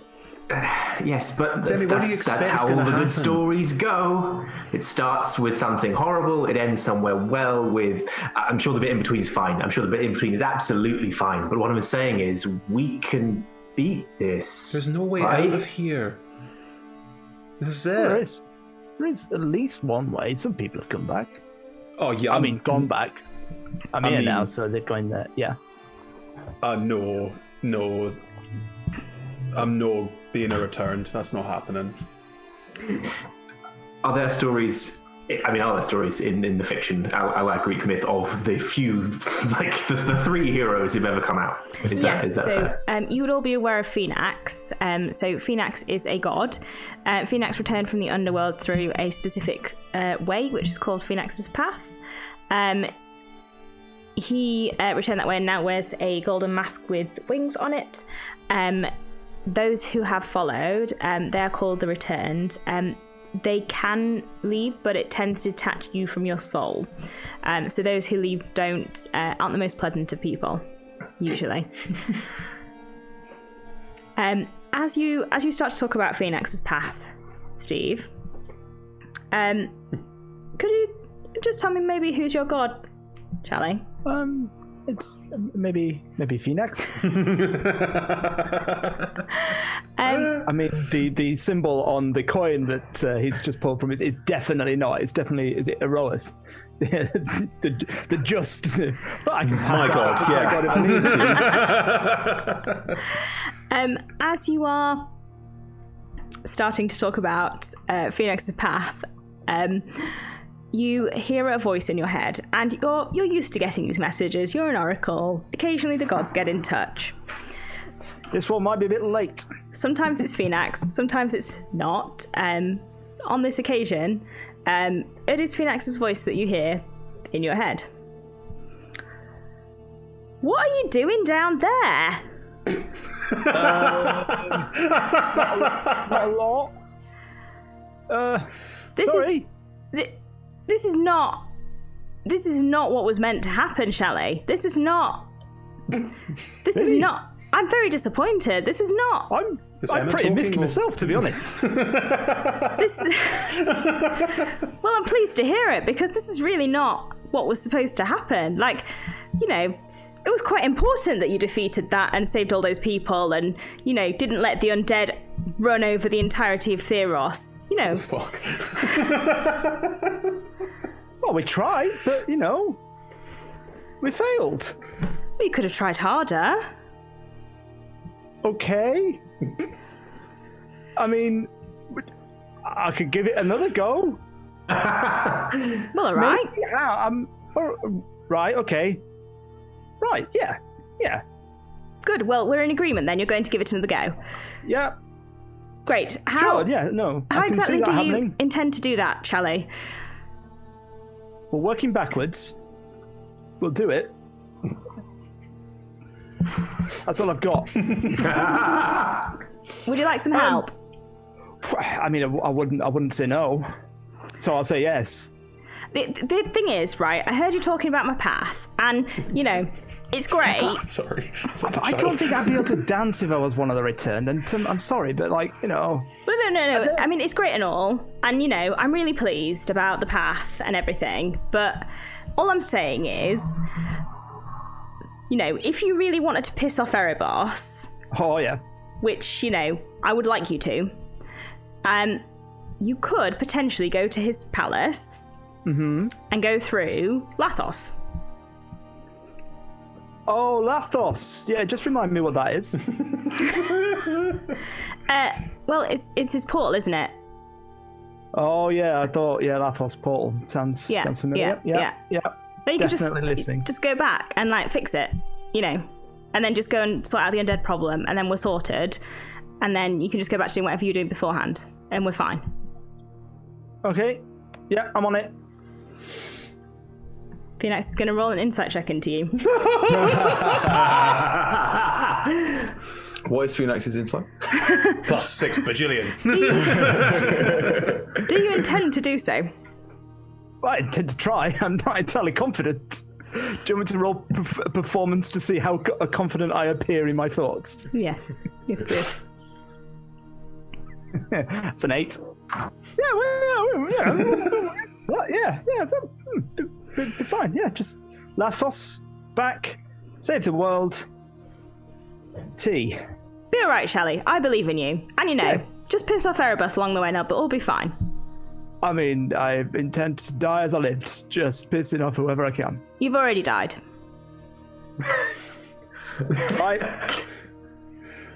Well, start as you mean to go on, end as you mean to have been going on. Like, tenses work differently now. I've got more important things to do than this, Shelley, so I'm going to leave you now. Yep. All right, see you later then. Thanks. No reply. Are you gone? Definitely gone. How did we You've experience done this before. Yeah, what do we see? I think it would be like just a momentary flash where Shally is. I think in general he does tend to phase out of conversations. He's not a high-end character, and his focus just wanders, and you'll see him start to nod his head, and then just kind of slowly kind of jig a little bit on the spot, and realize he's not paying any attention. But then when he does this, he's just suddenly stock still and staring, and it's only like momentary. But then he's back. At which point, right, hang on, I may be able to see a way forward, and will unwrap one of his hands that has tried to get a punch onto the chimera, so it's blood spattered, and he'll kind of unwrap the whole thing. You see it's kind of covered in various symbols and runes and letters, and he'll just drop it kind of drape it on the ground without looking, and then look down to see what symbols and where the blood splatters occurs. There is another way. Yeah. If we go to I'm seeing the Palace of Erebos and the Lathos. You know, it's a portal. Not many people know that. Stated that we have got a chance. The future is still uncertain. That the mists of time. We have to go to Lathos. Okay, good. I like the energy. It's a good plan. I'm glad you're on board with this. But what's a Lathos? Can we just workshop it a bit so that we're not breaking into the palace of the literal god of the underworld? No. Okay. What's a Lathos? It's a portal, obviously. Okay. What so I think it's like a door on a ship. I'm not. That's right, isn't it? Porthole. No, that's something different. Right, portal. It's what? This is it, isn't it? I thought we were. Yeah. I thought we were done. I thought. Any of you can roll a history check on the word Lathos. Yes, please. I have an intelligence. That doesn't mean you can't roll a natural 20. I did not. I rolled a 3. Makes it a 2. You don't have to roll a natural 20, but like. What's a portal? Sorry? George, what did you say? 11. 11. You have vaguely heard tales of a portal in Erebos' palace. It's supposed to... You specifically have heard of it because no tales have ever been told of anyone using it. Potentially, if you did manage to get back through it, it would make an excellent epic tale. So, pros of that plan, never been done before. Brilliant story if we can pull it off. Cons of that plan, literally everything else.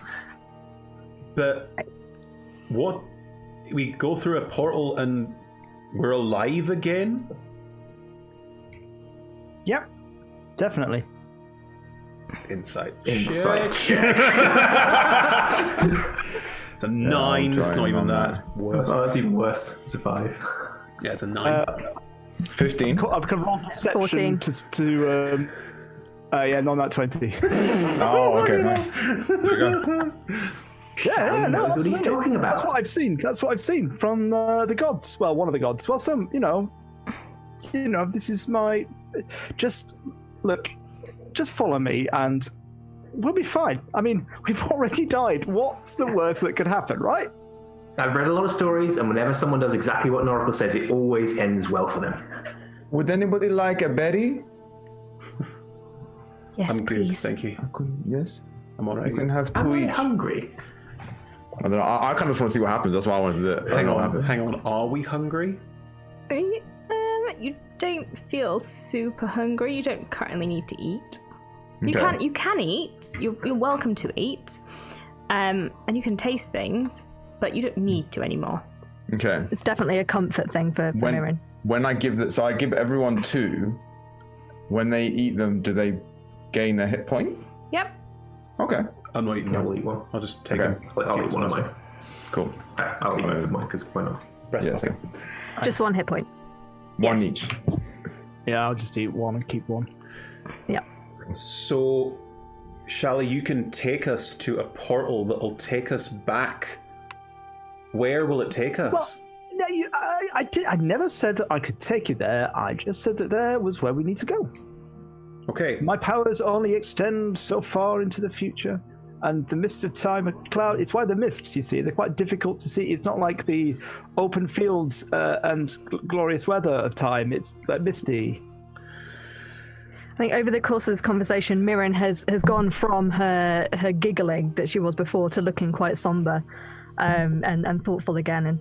And she turns around and says, well, I suppose if there's a chance that we can go back and save people, then I suppose then it is our duty to do so, I suppose. There is a chance that the entire fate of the world up there rests on our shoulders and we're down here. I retract my question. Well, then we better go find this portal. All right. How do we get there? As you start to look up, In character. there is a person standing by the side of the river. This person stands apart from all of the other slightly distressed-looking people standing around you. They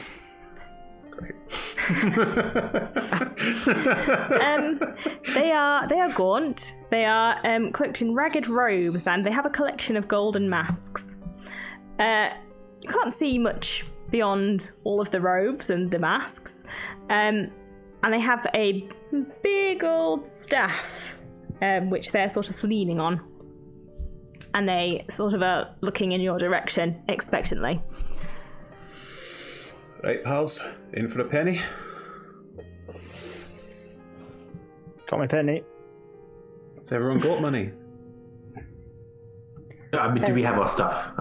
You've got all your stuff. Then yes, then I do. Yes. Then I do. Mm-hmm. As you walk through the people around you, a few of them do kind of reach hands up to you and go, any spare coins, please? I've been here thousands of years. Thousands. Do you know how long thousands of years is? Do you?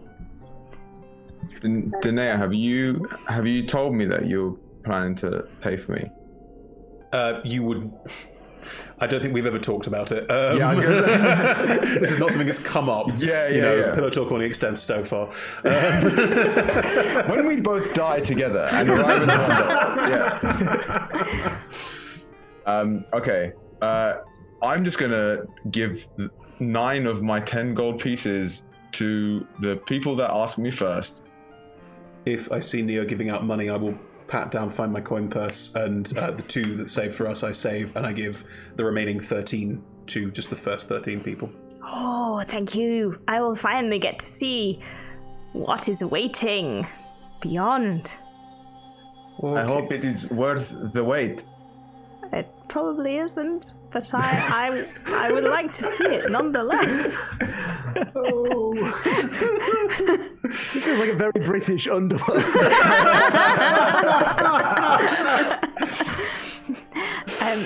And you proceed, having made 13 plus 9, 22 people very happy, towards Athreus, who is standing by the side of the river with a large staff.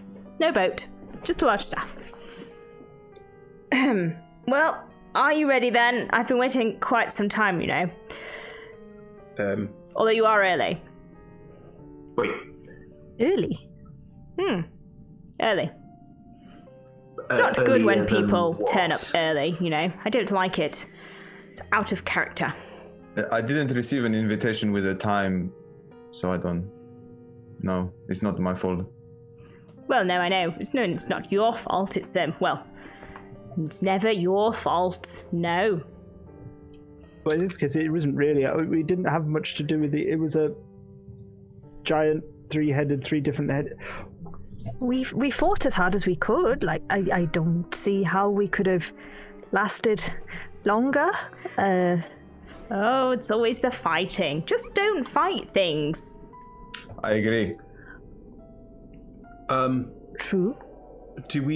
Is this where we pay to go? Oh, excellent. You have coins. Yes, please. Donations. Donations accepted. Mandatory donations. They hold out like a little hat. What kind of hat? Like a fedora? Like a little cloth hat. Oh. They don't seem to don't seem to be wearing a hat. This hat seems to be entirely for the purpose of collecting coin. I put in one for me and one for Nia. They disappear as you put them in. Flick one into the hat. No, you want me to catch it as well? Well, I'm aiming for the hat. I'm aiming for the hat. I'm not here to do tricks for you. Well, I suppose I'm here to do one trick for you, but we'll see. That's 4. One more. Shall we put Heroes' blessing on you? We definitely died gloriously in battle. I didn't just fall over a lot. Well, Theros will be the one to tell. Puts the hat away. Right, all aboard. Knocks the staff on the floor, and the staff turns into a boat. What kind of boat? Sort of like a flat-bottomed punt. We in Cambridge. No, you're in the Underworld. Okay. It would seat about 10 people. There are centaur spaces, and you can all get aboard. Atheros will be the last one to board. It's a punt. I'm a horse, so I have to roll to not fall out.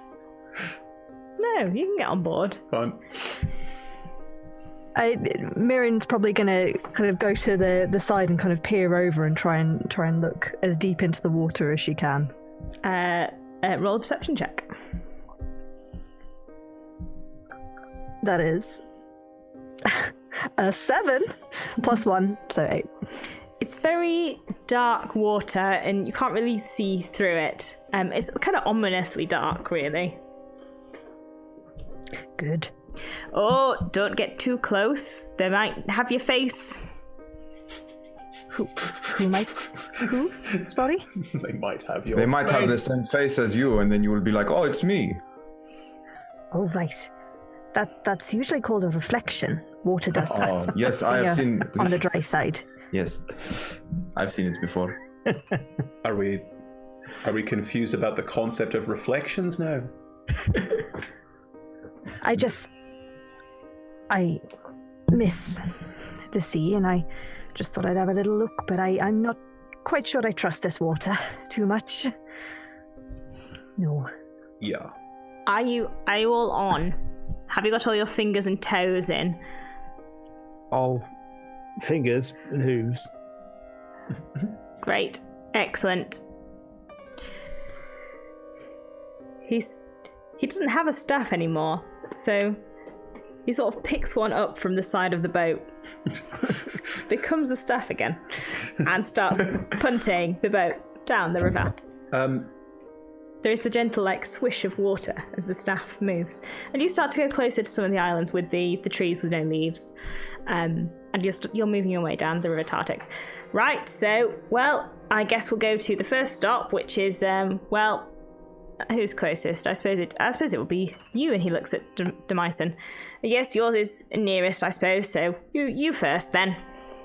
We're looking... Order my what? Oh. Go on. No, go. Oh, well, your eternal resting place, obviously. Where else would we go? Yes, absolutely. The place that we are going to forever, permanently. Yes. We're looking to go to Erebos's palace. We all nods around. Yes, we go through the. I'm sorry. Are you okay? Are you going to die again? Maybe. Did you die of some sort of disease? Sometimes it carries over, keep the cough forever. Yeah. Stabbing. I can't see why you would want to go to Erebus's palace. He's not very pleasant, and he won't enjoy having you there. So, how do you know? Well, have you met him? No. Yes, but has he met? He doesn't. We are very nice. Yes. That's why he won't enjoy having you there. Demyson tells a good story. Shally tells a good story for that matter. Yeah, well, you can tell me it as we go. Could we? We could be not nice if that's what he'd prefer. Roll a deception check. Persuasion check. Could be angry and grumpy if you prefer. That's an 18. Ooh. Well, that is something I would like to see. Please do be not nice to Erebos. So yes. you'll take us to Erebos and we can be mean to Erebos. Is that the plan? Because we'd love to do that. Not looking at portals or anything like that at all. No, I'm going to take you to your final resting places. Oh. But I would like to see you not be nice to Erebos. That would be quite funny. Well, I mean, we're looking to go to Erebos's palace to try and get out of here. That would be really not nice. Nobody leaves the Underworld. It's not the done thing, you see. I mean, our mate's an oracle and just told us that we are, so, Well, oracles nonetheless. It's not the done thing. I mean, we can't change the future and fates, destiny, and the life that shall. Well, it's not really life anymore, is it? But the life hereafter is written in the star in the next sky. I don't know about the fates, but what I do know is that if you are due to go to Erebos's palace, the first place you'll be due to go is to where your final resting place is. From there... It's not very final if we... I think it's more like a terminal. So, maybe, I don't... You can always walk other places if you like. Oh, I see. But I'm contracted, you see, to take you to your final resting place. And you're doing a marvellous job so far. Well done. It's nice to have feedback, actually. It's very rare that anyone says nice things to me. Most people don't really like going to their final resting place. Well, if we were going anywhere down here, then I think this is the nicest way that we could be going, and I think you have quite the fine vessel. Stands up a little bit straighter and is like punting a little bit faster. I mean, there could be drinks or something, but yeah, really, yes. I mean, you're surrounded by water. Is it drinkable? Are you asking the question or are you asking me the question? I'm asking the question to Athreos. I mean, it's perfectly drinkable. How much do you like your memories? Some of them. Do we get to choose which ones? Or... It's never stopped me before.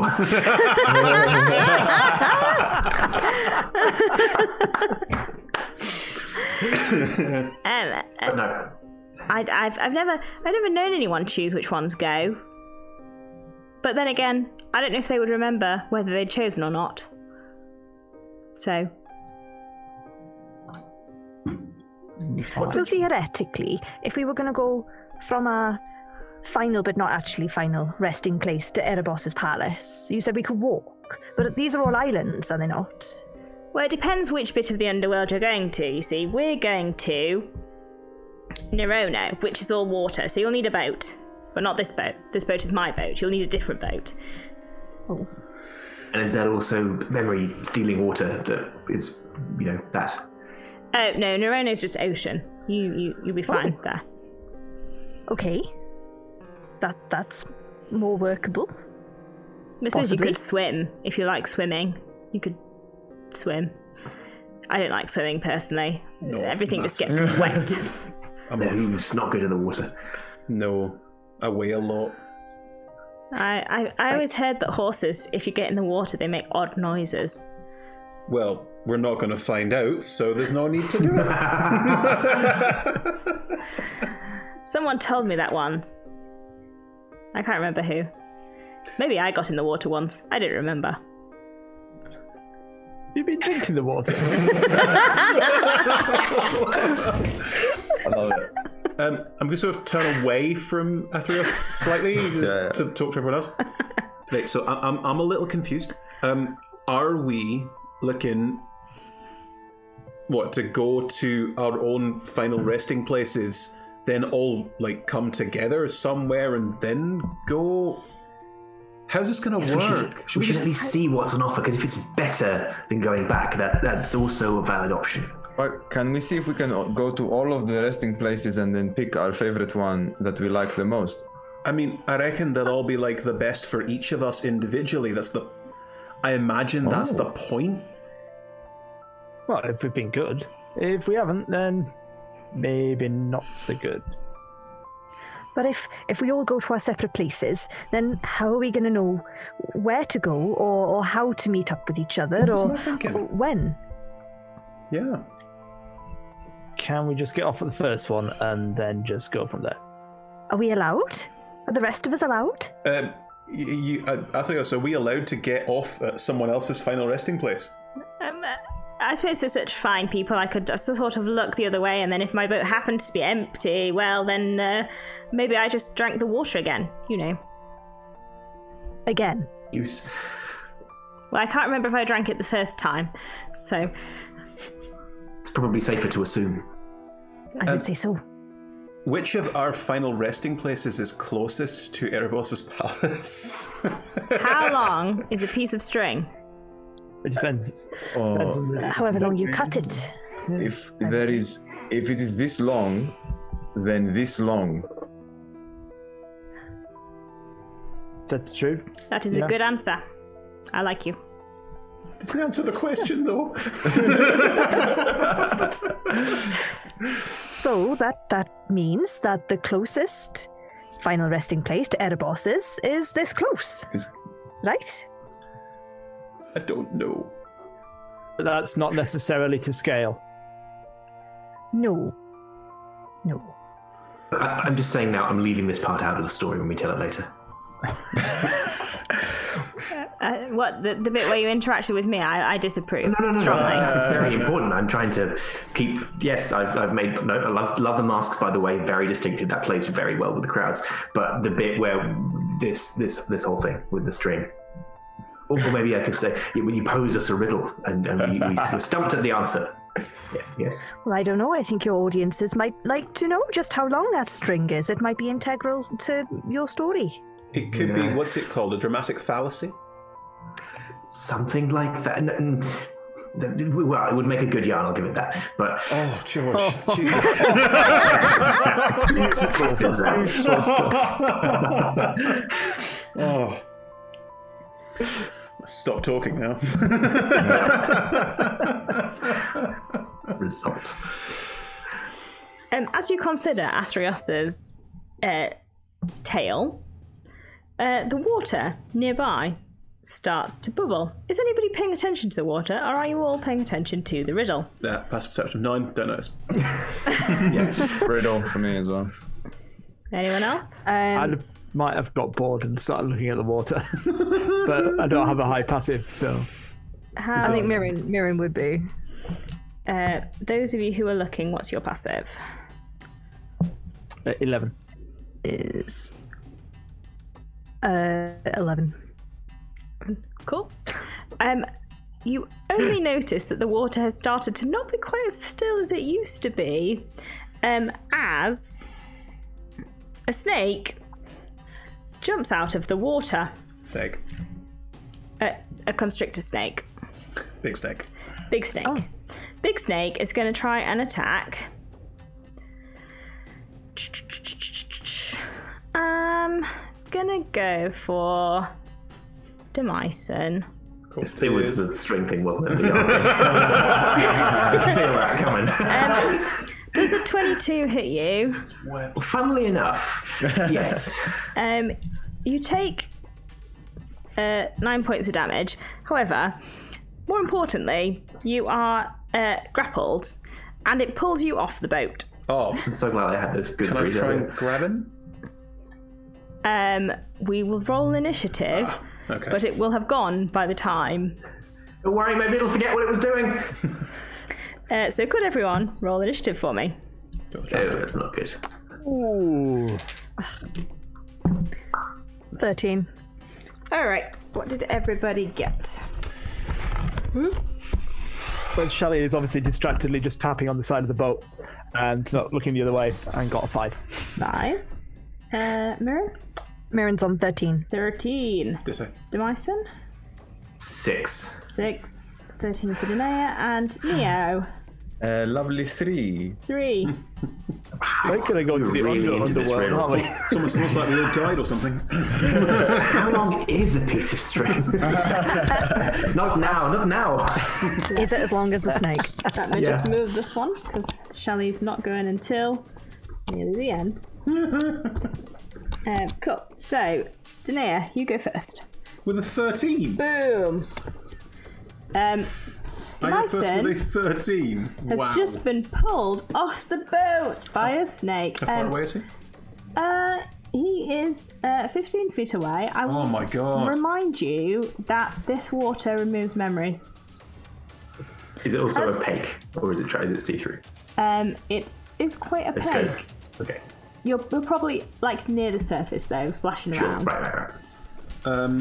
Checking my. Has the snake attacked in the kind of technical term, or is it just? It has, yes, but I believe you've already used your child divinity. Oh yeah, it's not that one. I Oh. was looking at. I have a protection, but that's a reaction. It's a surprise round when it attacked him. None of us saw it, so Fine. Yeah, good. Okay, I have rope. I have 50-foot Hampton rope. Yep. Can I try and lasso Demyzen? Do you want to lasso or do you want to try and catch it? No, I want to lasso him. Alright, I'm going to say that's a dex attack roll, I guess. Sure. Dexterity-based attack roll. Not my strongest suit. Right, so I add a +3, +1, +4. Is that right? No. Sorry. Just checking that I've added everything I can, so it should be 3 less, so it's a +3. Okay. Can I throw the lasso recklessly? Only if you want to do damage. No. That is a 13. Demyson, would a 13 hit you? Yes, that's exactly my armor class. Yay! As you're flailing around with the snake, a lasso suddenly appears over your head. Can I start to reel him in? No, that was your action to throw it.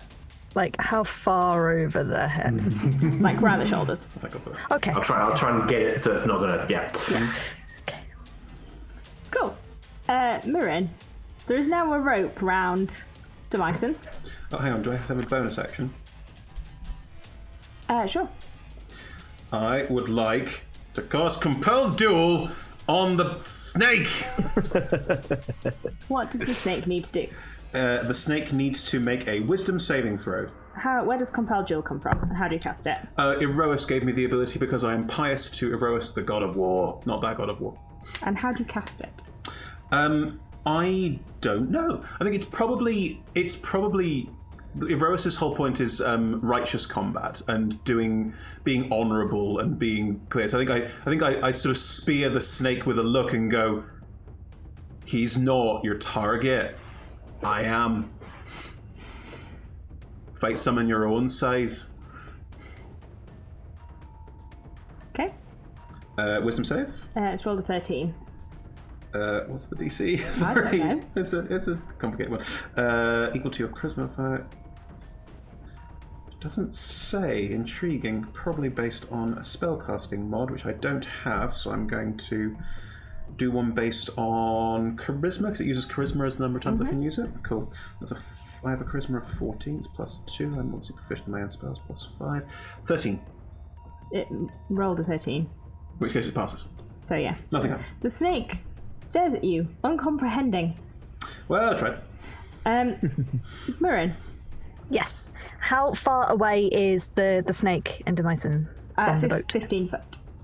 My trident is not that long. I mean, counter to the mini, which is over there. Oh, sorry. Which has a really super long trident. Yeah. A long trident. Double-bladed trident. I guess I'm going to grab hold of the rope and try and pull Demyson back. Yeah, go for it. I guess it's a contested grapple with the snake. Mm-hmm. Okay. So roll me a athletics check. Mm-hmm. Okay. That is a 19 plus 2. 21. As you pull, you're pulling Demyson and the snake back towards the boat. Cool.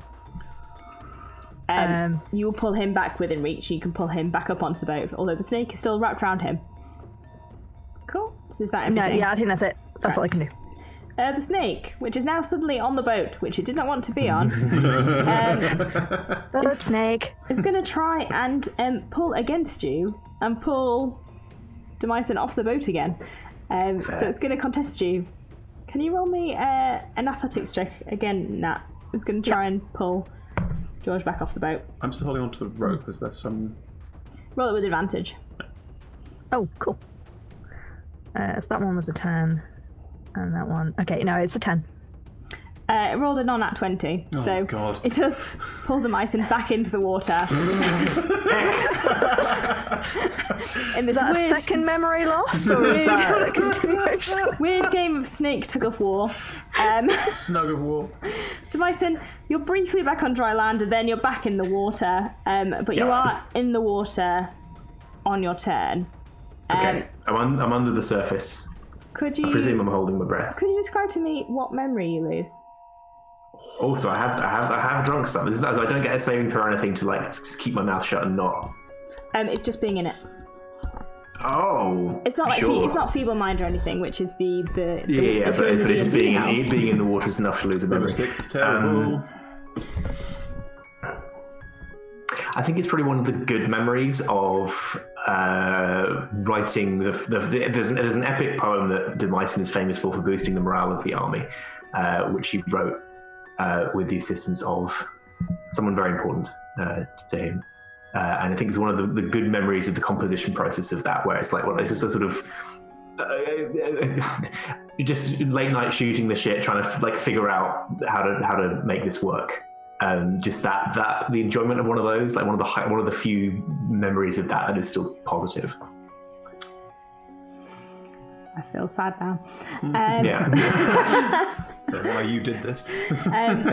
You do get your turn. You're currently Cool. So this is in some ways good because it means I can open my mouth to cast spells without worrying about that. I was scrolling down my list before going like verbal. Oh, yeah, bards. That checks out. Okay, well, actually, can I cast a spell with a verbal component? Yes, yeah. Cool. I'm going to use my bonus action to use. I can't remember. I keep forgetting what the unsettling words. There we go. So it'll get a D6 off its next saving throw. Mm-hmm. And I'm going to cast Dissonant Whispers at 2nd level. That makes it run away, George. That makes it run away. Run away from me. So it can't grapple me and grab me with it. I assume, because like it can't be. I had to do it exactly out of my head, like, no, that won't work. It'll make it run away. It's like, no, because that wouldn't work. Cool. So, yes, it needs to make a wisdom saving throw minus the d6, which I'll roll now, yeah. Minus 2. Which makes it an 11. Yeah, it fails. So that is roll some dice. It is 11 psychic damage, and it has to use its reaction to move as far as its speed allows away from me. It hisses in snaky pain, and then swims 30 feet away from you. Neat. And you are no longer grappled by the snake. I don't have any melee weapons, so I won't make attack opportunity. Can I use my movement to swim back and haul myself onto the boat? Yeah, you're only 15 feet away, so you can swim the 15 feet back to the boat. Ooh. It's still there. Just watch yourself. But the water's fine. The water doesn't seem to do anything. Are you alright? Fine. Feel fine. I'm Danaea. Do you remember? Yeah. Yes, there's a snake in the... yes.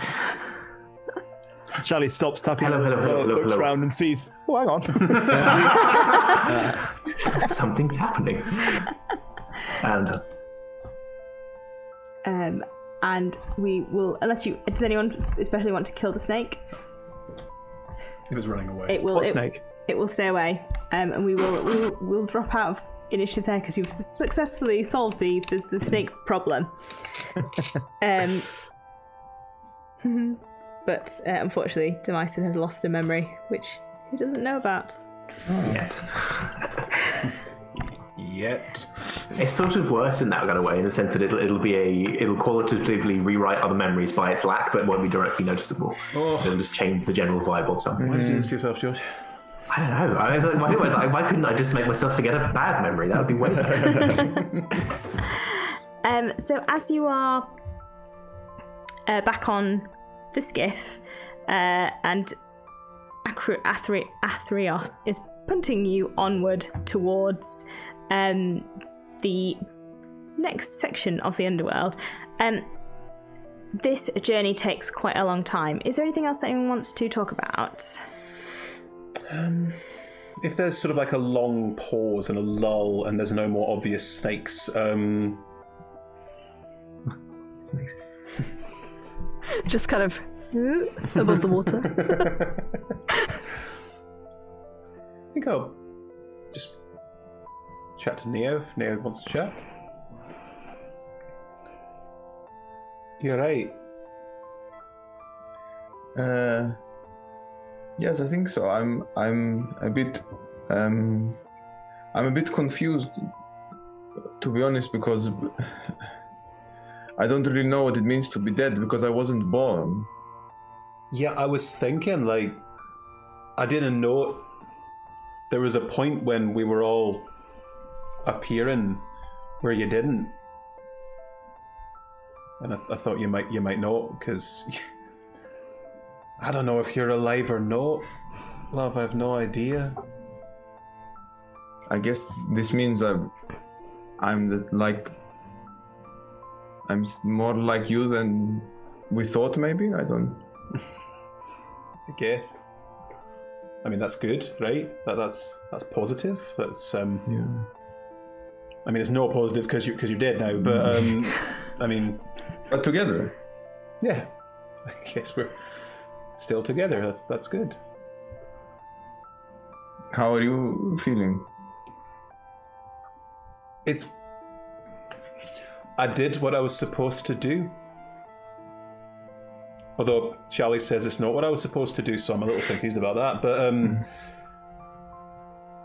yeah, you protect people, you fight honorably, and then you die. That's what happens. And when you die, you go to the Underworld and you go to your final resting place, and that's it. That's all they wrote.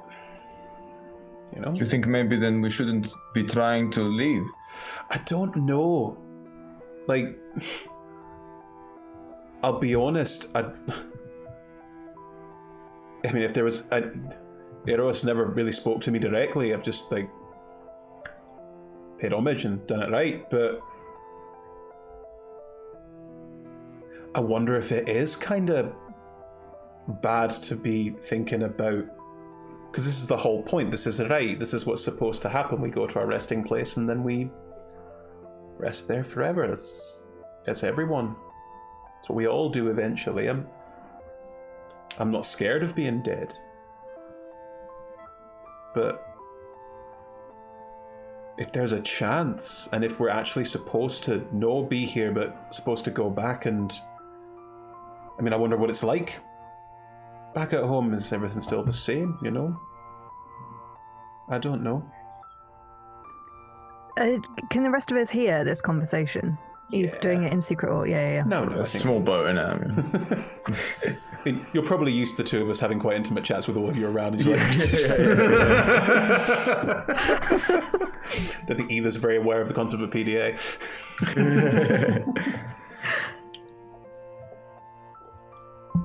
Cool. Yeah, I don't think Mirren's going to do anything or say anything in particular, but she's noted all that. Mm-hmm. Well, this is us, hey? Look, I don't know where this boat's, like, what Demaison said and what Shally said, I think we should try, but also probably good to know where we're supposed to go if it doesn't work, so we can go back there. I'm sure ours will be together, so we'll just... Yeah, I assume, because... Yeah. I mean, I literally made you, so you know. Yeah, exactly, and I don't know, I mean, I don't know that people don't seem to, so far, have wanted to eat or be around, but I don't know what my purpose would be, but I guess as long as we're together, then there is something that is something I can do, be with you and help. I don't know what I'll be doing. I don't know what my final resting place is. Actually, it's a good point. Athreos? Yeah. Not Chiron. Can you tell us, like, where is our final resting place? Well, I'd have to just refer to my records. Just give me a few moments to just have a think about it. All right. You look sort of one of the warrior types, so I assume you'd go there, really. I mean, I'm going to be fighting forever now. Is that what it is? Well, they don't fight necessarily. They sort of hang around and chat and drink lots of things and smash up goblets, and I don't know. I don't pay much attention. All right. Is that where I'm going as well? Do you know I don't have a record for you? What's your name? Neophytos. I suppose you can choose. Really, I don't. You're not in my book. No, it wouldn't be. Oh, okay. I'll go with. Well, I'll go with Daenerys. Right. Well, yes. Off to warrior hell for you then, and Does it sound real bad?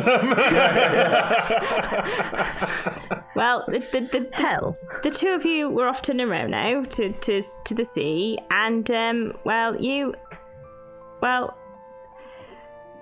I haven't quite placed you yet, but we'll get there.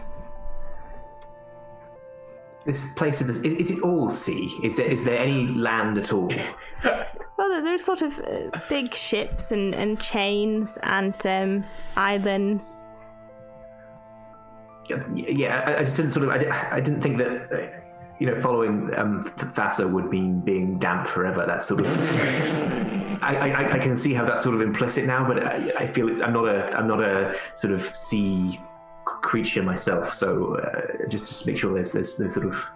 Look, I can take you through the complaints procedure, and if you want to be taken somewhere else, then you have to go to the palace and you have to say to Erebos, look, I'm really not happy with where I am and I'd really like to be somewhere else. And then in 100 years time, he'll get back to you and say, no, you were placed where you were meant to be and you have to stay there. But if you'd like to complain, I can take you through the procedure. So theoretically, we could do that. I mean, it sounds like a terrible procedure, but yes, the part about the palace and the complaining. Yes. All right then. We'd all like to make a complaint. Yes. Well, yes, you'll have to go to the palace. Oh, you don't take us? Well, no, why would I take you? It's not my job to take you. Fine. I can show you where it is. Where is it? Well, we're just about to. Well, in a few hours, we will be in Nerono, and then once we're in Nerono, I'll be able to point it out to you. You can see it from anywhere in the Underworld. Erebos likes, to make sure that everyone knows where he is. Oh, okay. I didn't think being dead would involve so much waiting around on a boat. I do have a side question that's not necessarily related. You have a side quest. Question. It's not as exciting, I'll be honest, but No. But if you are the one that takes people to their final resting places, and it takes several hours each time, surely there's more people dying in that time. And then how do you not have a horrendous backlog? Well, if you'd like to know about the complaints procedure, Okay. were you waiting overly long? No, we weren't. I just wondered if there might be others that were. I'm rather confused. Only the people who don't have the toll. Oh, I see. What do you do with all the money? That's really none of your business. New swanky hat. Look, it's important that people pay for their underworld experience. What about those masks you carry? Yes, what about them? What are they? Masks. What is their Are they significance? expensive? Well, everyone's got to have a thing. I agree. It plays very well in the stories. I'm writing that down. But Golden Masked Athreos. I mean, it sort of helps people who like to dig in a little deeper and know what the whys of things. I thought Phoenix had golden masks. Phoenix has winged masks. I just have normal masks. Look, Erebos said Winged masks. everyone's got to have a Like some. brand. So I have masks. Phoenix has masks. Everyone has masks. So you have to pay for things, and it's important to have a brand. This sounds a lot like the city. I don't like the city. I like when in nature you don't pay for things; they just grow, and then everyone that needs it takes what they need. But then if everybody takes it, there's not enough. So don't take too much. Give back. You'll have to, you know, Erebos is not a fan of giving back. No, evidently. So you give the money that you get to Erebos then? No. Are we nearly there yet? It's a highly entertaining conversation. We shall be there in a few hours. Precisely 8. Oh. Can we can we sleep on the boat? I don't see why not. It will stop you asking me inane questions. Okay. Does this count as a long rest, perchance? You can have a long rest. Yeah. You will also level up at this point, although please don't do it right now because character sheet finagling. But yes, you will level up at this point in the story. Cool. Right. To level 4. Nice. Look, we did fight a big, terrifying monster. I We feel didn't win, that. George. No XP. To get the There was experience. a battle, and one side was defeated, and we walked away from it. So I think that's normally. So we gain our own XP. As you have your long rest on the skiff, and it travels through the river, whose name I have forgotten. Tartix. Too many names. Eventually, as you all kind of start to wake up after your normal rest time, 8 hours, the boat has started to leave the calm water of the Tartix and is starting to move out into rougher waters. Miriam, this is more familiar to you, the rougher waters of the ocean, although you're usually swimming in them rather than being in a boat on them. So maybe the waves are a bit unusual. How fast is the skiff going relative to perhaps one's swim speed? I would say comparable. Then Mirren's gonna, if the water is noticeably not the horrible grey, gonna take your memories water, then I think she's probably gonna turn to Athreos and ask her, is this safe? Is this going to hurt us, this water, in any way? Well, aside from all of the Nereids and spirits who live in it, totally fine. Right. But do feel free to have a dip. I think she hesitates for a moment and has a think about it, and then passes her shield and trident to who's Demison, I think. Cool. And just dives in. Cool. It's quite chilly, the water, but it is fairly pleasant, and you can't see anything around you for the moment. You can't see any creatures. In terms of the landscape around you, it's odd because there's no sky above you. You're basically inside a large room, but there's an ocean inside the room. So you can see the ceiling high above you, and it is like an ornate ceiling. There are there's bits in the ceiling that are like ridged. I can't remember. When the middle of the ceiling is higher than the outside of the ceiling. Yeah. Like a vaulted ceiling. Yes. Thank you, George. So it's bizarre because it's like being outside, but you're not outside. You're still inside. How high above are we talking? Like miles? A couple hundred feet? Like a couple hundred feet. It is high. And hanging from it into the sea are these ginormous chains, like really, really huge chains. Probably each link of the chain is the size of a car, kind of size, for our reference rather than for character reference. And they don't seem to have much purpose beyond just being there decoratively. I'm sat tuning my loop. Hey Athreos, what's with the chains? Do you know? I've never actually asked. I just assume that Erebos likes them. Kind of a weird aesthetic. I quite like it personally.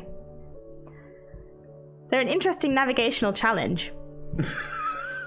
To avoid bumping into? Yes. Just. Does that happen a lot? No, I'm very good at it. Okay.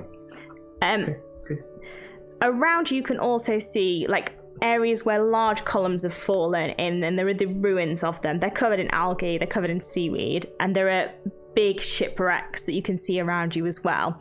You can also see islands and places of calm in this. Far off in the distance, you can see storms and places where lightning is coming from the sky, which is odd again because, like I said, the ceiling is a roof, so it's very incongruous, but yeah, a strange place to be. And Athreos continues punting you through it. And as you get closer to one of these shipwrecks, you start to hear a voice that you, Demycin, recognize, saying some words. And they say, Tell, goddess of swift-swimming Nereus, who sought the fiery hammer of Perforus, who snatched it cleanly from the current's roar to save an army and win a war. And this continues, but those are the lines that George wrote for me. So, okay. So we're doing that. Do we recognise George's character? Do we recognise Demycin's poem? You would probably all know George's poem. It's very famous and was used at one point to be quite inspirational to the army.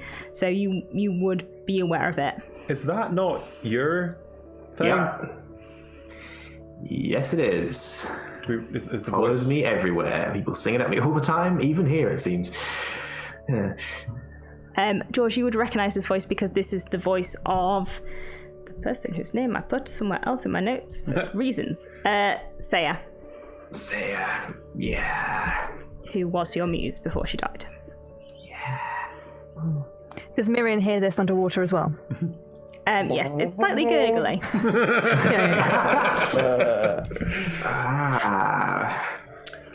Haven't thought about that. Thought about what? How far? Well, I mean, we're not the first to come here, are we?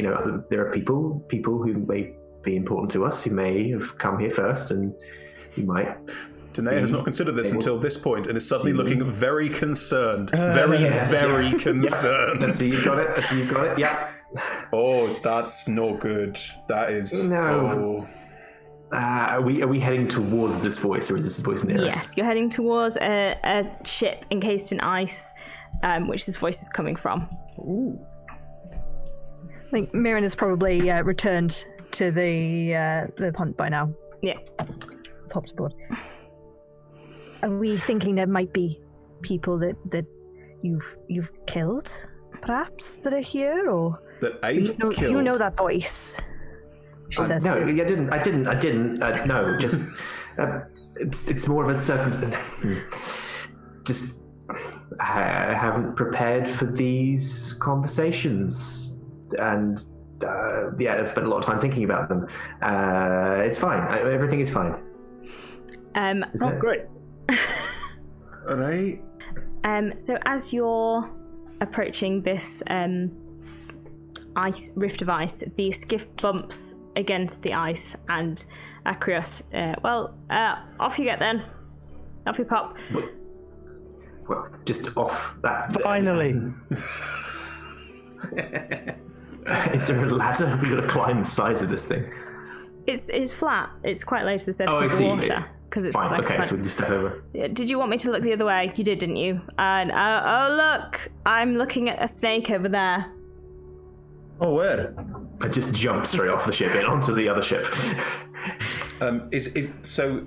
Are we jumping off onto flat ice? Are we jumping off onto a ship that is stuck in the ice?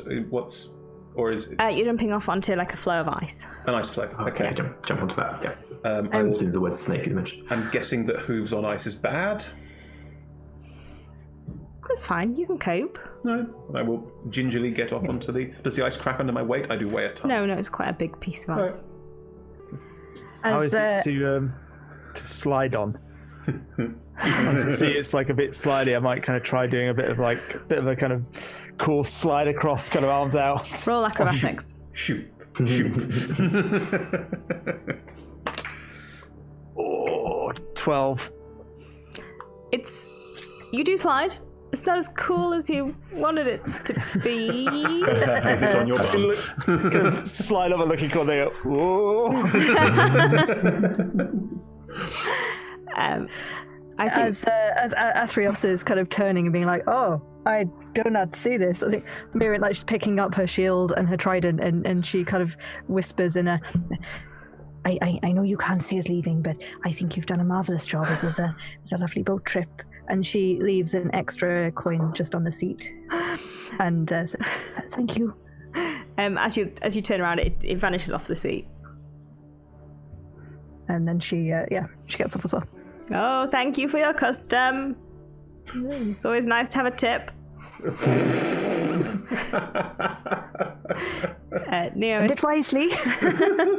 I assume you get off as well? Yes. Yeah. After being distracted by the snake thing, and then I realised that there's no snake there, and then I mirthfully leap. I think if it's obvious that you're like, well, I'm just going to pick you up by the scruff and pop you on my back, and then we'll just walk off. Like, oh gosh, that snake must have eaten all of them. Oh boy. Well, Go back. The snake ate all. well. no. Too bad. I will have to leave now.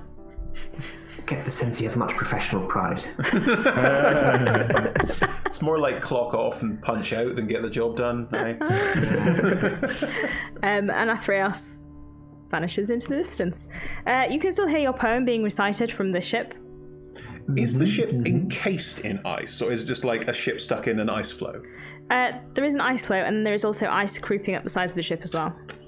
What kind of ship? It's a big ship. Like a big ship. What do you want from me? It's a ship, Like a Chris. sailing boat, like a big galley. Like what are we talking? It's not a galley. It's like a small sailing boat, but not like a tiny one. Like a medium-sized sailing boat.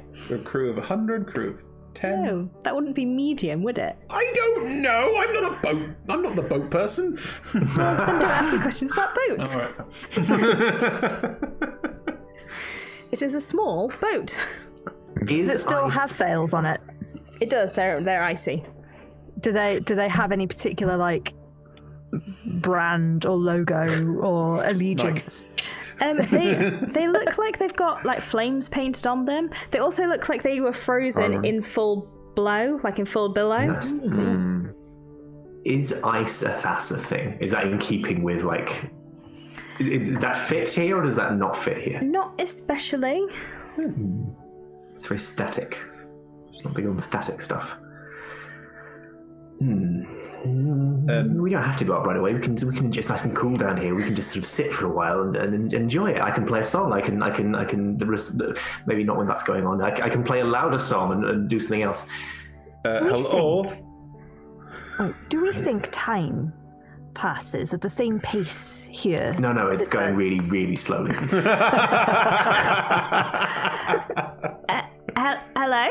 Hello. Does the poem stop when the voice starts talking? Yes. Gesture to myself. Hello. Hello. Stand behind it now. Hello. Hello. I think who's talking? Hello. Can we see them? No. One sec. To Mason, I think this is for you. God, it's so nice down here. You can say I'm not here, or Demason's not here. Demason's not here. I'm well aware that Demison's not here. Thank you. Have you come to torment me again? It's just rude. Oh no, sorry. I think you should say something. I really feel this is more your bag than mine. Say hello. surprise. Not hello. So, I just need to roll to see how this character feels about you being here. I mean, is it a surprise? I mean, presumably you'd have turned up here at some point. Everybody dies. Inevitability. Well, now that I know you are here, you can fuck right off. Just go away. Okay. Yeah. Well, we were wanting to go somewhere else, I suppose. Although if you could help me first, that'd be nice. But then you can fuck right off. Oh. Okay. What do you need help with? What do you need help? Yeah. I'm going to start trying to climb up if I can, but yeah. Roll an athletics check to climb onto the icy ship. Yeah, this isn't going well. Feel free to keep the conversation going because it's going to be a while. Do you need a hand? Do you want us all to come with you, or should we just... I am trying. This time I am actually trying. After all the help I gave you and then you just stopped writing, I can't believe it. You're such a cop-out. You weren't there. You don't need me there. Wait, she has a point. You've not published anything in years. Yeah. And Sorry. Why do you think that might be? Gesturing upwards. Because it's a frozen bolt. Just to help me out. Let's get off this ice float. I was lying before. It's actually really cold on my hooves. I don't like it. I will happily lift Demyson onto the boat if necessary. With your assistance, you can get Demyson onto the boat. How do I get on the boat? You can jump. You're a horse. Can I do a running, charging horse jump? Yeah, and if Neo holds on, you could potentially jump with both of you. Should do it. I'm also good at jumping. Do you want to do the jump together, Neo, or do you want to do it by yourself? No, let's do it together. Yeah. Cool. Horse jump. Right, I will charge and then jump. That is a Don't overshoot the boat. 22. You do quite a majestic leap onto this boat. Ta-da. Right next to me, face planted on the deck.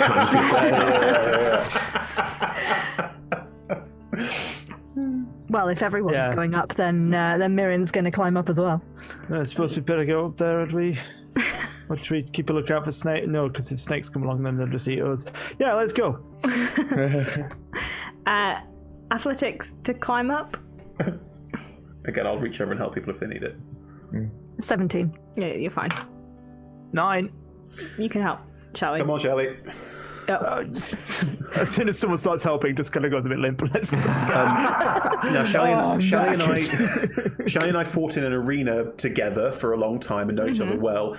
I would know that Shelley's going to put no effort in. Can I do a sort of throw? Like, me throwing Shelley at someone or something is pretty normal, commonplace for our fighting style together. Shelley at someone? And throw him onto the boat, like... Are you trying to throw him at anything in particular, or just onto the boat? I'm going to do it as part of like a routine that we've established, so you can do some kind of tumble and then land gracefully, because this is a practice routine. Okay, you roll athletics. Shelley, you roll acrobatics. Let's see how this goes. That good. 10. Shelley? 9. Well, today you pull, but Shelley's really not helping, and Shelley, you do manage to get Shelley up, but it's not graceful, and you end up in a pile, the two of you, and Nia was on your back, so there's three of you there. I feel like I am also part of this routine, and the thing that I provide is that I druid craft like a little like tada of leaves. So like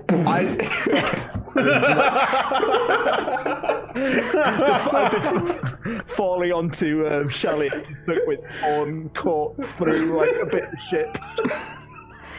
Disaster, fabled heroes of the mortal world. What are you doing up there? You always were a disaster. Well, I say. I've definitely seen you all do that better before. I know I'm disappointed, frankly, but you know. Maybe it's because it was cold. I mean, physics works a bit differently down here. We're not quite used to, and there's ice, and it does look like there is a hatch. I died earlier in the boat. There's no one on the deck. Is that? Yeah. Oh, that's okay. And the deck's slightly frozen too. Yeah. Right. Are you down below decks? Well, I'm not on the decks, am I? You'd be able to see me, maybe. Fine. I'll go and try and lift the hatch, which I assume is going to go equally as well as everything else so far. This person does not sound very happy with you. Or Mirren, like... Yeah. Okay. She takes her notebook out and makes a little note. You can open the hatch. I probably like geared up for it to be frozen shut, so I just like massively like overhaul it and look below. So, oh god, I shut my tab. Why? Saya is below deck. She's trapped in quite a lot of ice crystals, and for someone who is a fire spirit, this must be quite unpleasant. She looks less well than when you've seen her previously. And she is kind of huddled into herself, although has still been shouting at you, so, you know, some of her personality remains. What in the hell has happened to you? Well, I don't know. If you hadn't stopped writing, maybe this wouldn't have happened, but I don't know. You don't get to say that. That's what people have been saying that to me for months. Well, maybe and it's they're right. not true, except maybe it is, because we're all dead now. But it's not. But how would that have any bearing on this? You can't pin this on me. Well, can you? Well, you can, but you shouldn't pin this on me. Well, it's all right for you to say. You've not been down here for ages, sitting there going like, well, at least if Demison writes something, maybe things will be all right again. But no, you've just been sat there going like, well, I can't write anything. Why do you? What is ice writing poems? I don't know. Right, like what? Maybe if you write something, it would be icy. I don't know. Oh, it's really shit for you to be trapped in ice. There we go. I've written something. Is that helping? No, it's not. See, what? Maybe if you write something good. Would anybody like a berry? Oh, I am just sat there. Nom, nom, nom.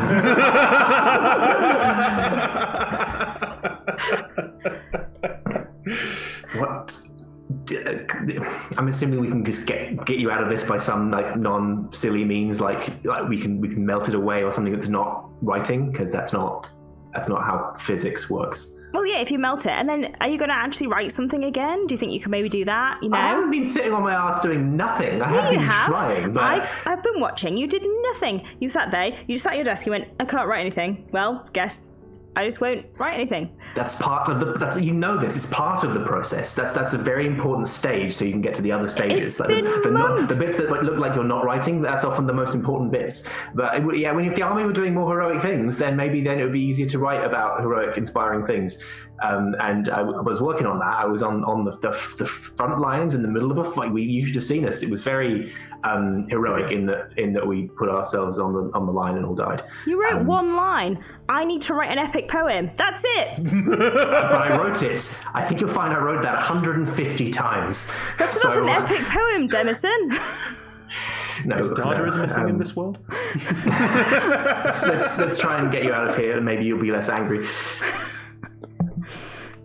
Yeah, maybe if I'm less cold, I'll be less angry, and then maybe we can have a conversation about you writing things again, because, you know, they're decent when you write them. And you are? Oh, and you haven't even told your friends about me. Rude. They came along after you were gone, and I don't like to talk about it because of painful memories. Maybe you should write about your painful memories. Maybe they'd be a good poem. Angst is overplayed. I'm more of a sort of it's not very inspiring either. If it's just a 25 book epic about how everything is terrible, then the army is not good. There's got to be terrible bits, but there's got to be upbeats. It can't all be fueled by that. Yes, everyone. This is Saya. This is everyone. Can anyone do anything about this? I Druidcraft light my torch and hold it near the ice. Oh. She leans closer to it, puts her head literally in the fire.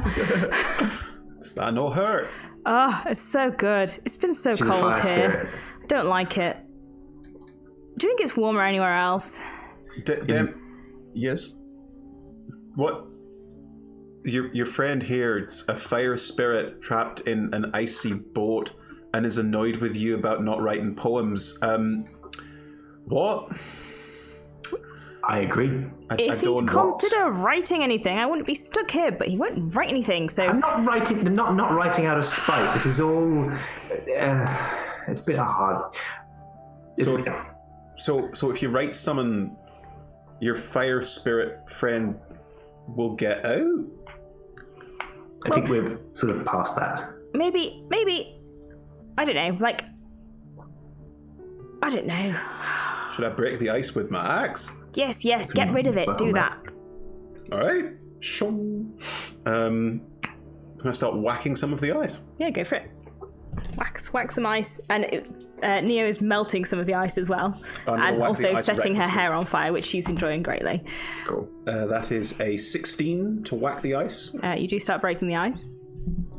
How much of it is there, and is there benefit to more people doing things? Are we going to get through this eventually? There are shards around her, but you'll get rid of that quite quickly. Once she's freed, she does run over and give you a big hug, even though she's cross with you. Yeah, I return the hug far more enthusiastically than again my counter arguments are polite. I've missed you. It is good to see you. You should write something though. You were. It got difficult after you went away. I can still help you write, but just it's hard when it's cold. I don't like it being cold, and I don't. Yeah. Why are you here? I sort of didn't really see this as. I don't know. They said I had to come here because you were going to come here. Why are you coming here? Wait, but they told us that we would go to the place that was most appropriate for us. So why would they put you in? I don't know. Yeah. We can find somewhere warmer and less wet. I figured that. I mean, I don't know if you've seen outside the ship, but it's sort of water is pretty much as far as you can see. Should I go and start freeing the ship? Will this thing sail? Did this thing sail since you've been here, Saya? Yeah, it's pretty decent at first. Then we got stuck in this icy bit when you got all sad, and then we've been here ever since. Oh, so it's my fault. Yes. Is that how? Yes, it is your fault. Entirely your fault. Obviously. So, Emma, are there any windows on the ship? Like glassed? No, there's the bottom and the top. You can go up. It's the bottom and the top. The sides. It's not advanced enough that they would have. Sure. Yeah. I can't then draw on the windows. You can go and draw on the ship, but. Yeah, there's frost. Yeah, I suppose if I can find a bit with ice in, I'll start kind of scratching away at it, drawing pictures with my horn or something, or get a little dart out and just start. What are you drawing pictures doodling of? And I'm just making a couple of marks occasionally, and then just like shally. As you go up, you see in the distance, you can see Erebos's palace. It is a rather imposing building. It looks quite grand. There are massive waterfalls falling out the top of it that you can see off in the distance. Below decks, Saya is continually making barbs at you, Demyson, but this is normal behaviour. Yeah. Look, we're sort of no pun intended. I know how you hate that, but we're testing the waters here to see how it fits. But from this whole you being trapped in ice, this seems very horrible here, and we have a line on a way out of here that doesn't involve the whole horrible mask thing. That sounds like an excellent epic story. You should write about it. Yeah, I'm working on it. This has been. I won't say it's been my plan the entire time, but I know a good story when I see one, and this has the makings of one. Great. Well, can we go somewhere warmer, and then maybe you can write about your epic poem, and then get over all your sad grieving stuff, and it'll all be fine. Like I'm fine. You don't need to worry about me. Still dead, but I feel it's less of an impediment now. So yeah, sure. We're all dead here. I'll try and adjust, I guess. But let's see if we can get this thing moving. I think Mirren, having overheard that the ice was caused by Davidson getting sad, has kind of maybe shuffled over to him and thoughtfully kind of places a hand on his shoulder and says, I think that I've not sampled a lot of dry folk literature, but I enjoyed what I read of yours, and when I came up to the surface, you were one of the first people that I met, and your writings have been most useful for me in understanding how things work. And I think that if you had not written them quite so well, I would not understand quite so well as I do. Give you a gentle shoulder punch. It's completely ineffectual, but thanks, Marion. That people say a lot of nice things about it, but few of them feel sincere anymore, and that's. I mean it. Are you happier now? I'm not, it's not like you sort of put a coin in the hat and everything, but okay, it's nice. I'm gonna grab my lute and start just plucking a few chords. I'm ice breaking. As you start breaking the ice, the ship does start to sort of drift free again. I presume you get back on it before it's entirely free. Oh yeah. Cool. Or we could have done that. Kong! Using a massive axe to ice break away the front of the ship so we can get out. Definitely. And as you do so, the ship starts to pick up speed, and you are sailing. How is it sailing? Saya can sail it, Right. and there is wind. She will start to direct it. Where exactly are you going? You said you were going somewhere. Where are you going? Are you going somewhere? You said you were going somewhere. Point to the palace in the distance. Oh, why are you going to see him? He's horrible. He's the one who put ice everywhere. Oh. Well, Shally here has some thoughts about that. Mm-hmm. Did you want them? That's the I can see the future, and that's ours.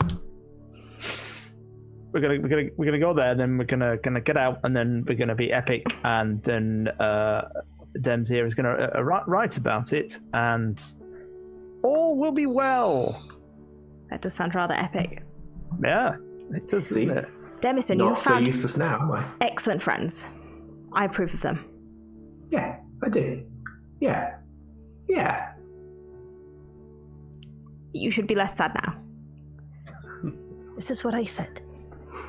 Hang on. Things seem to work. Apparently, you can't put a coin in a hat. Are we trying to cheer Demizen up? Is that the Oh, game? God.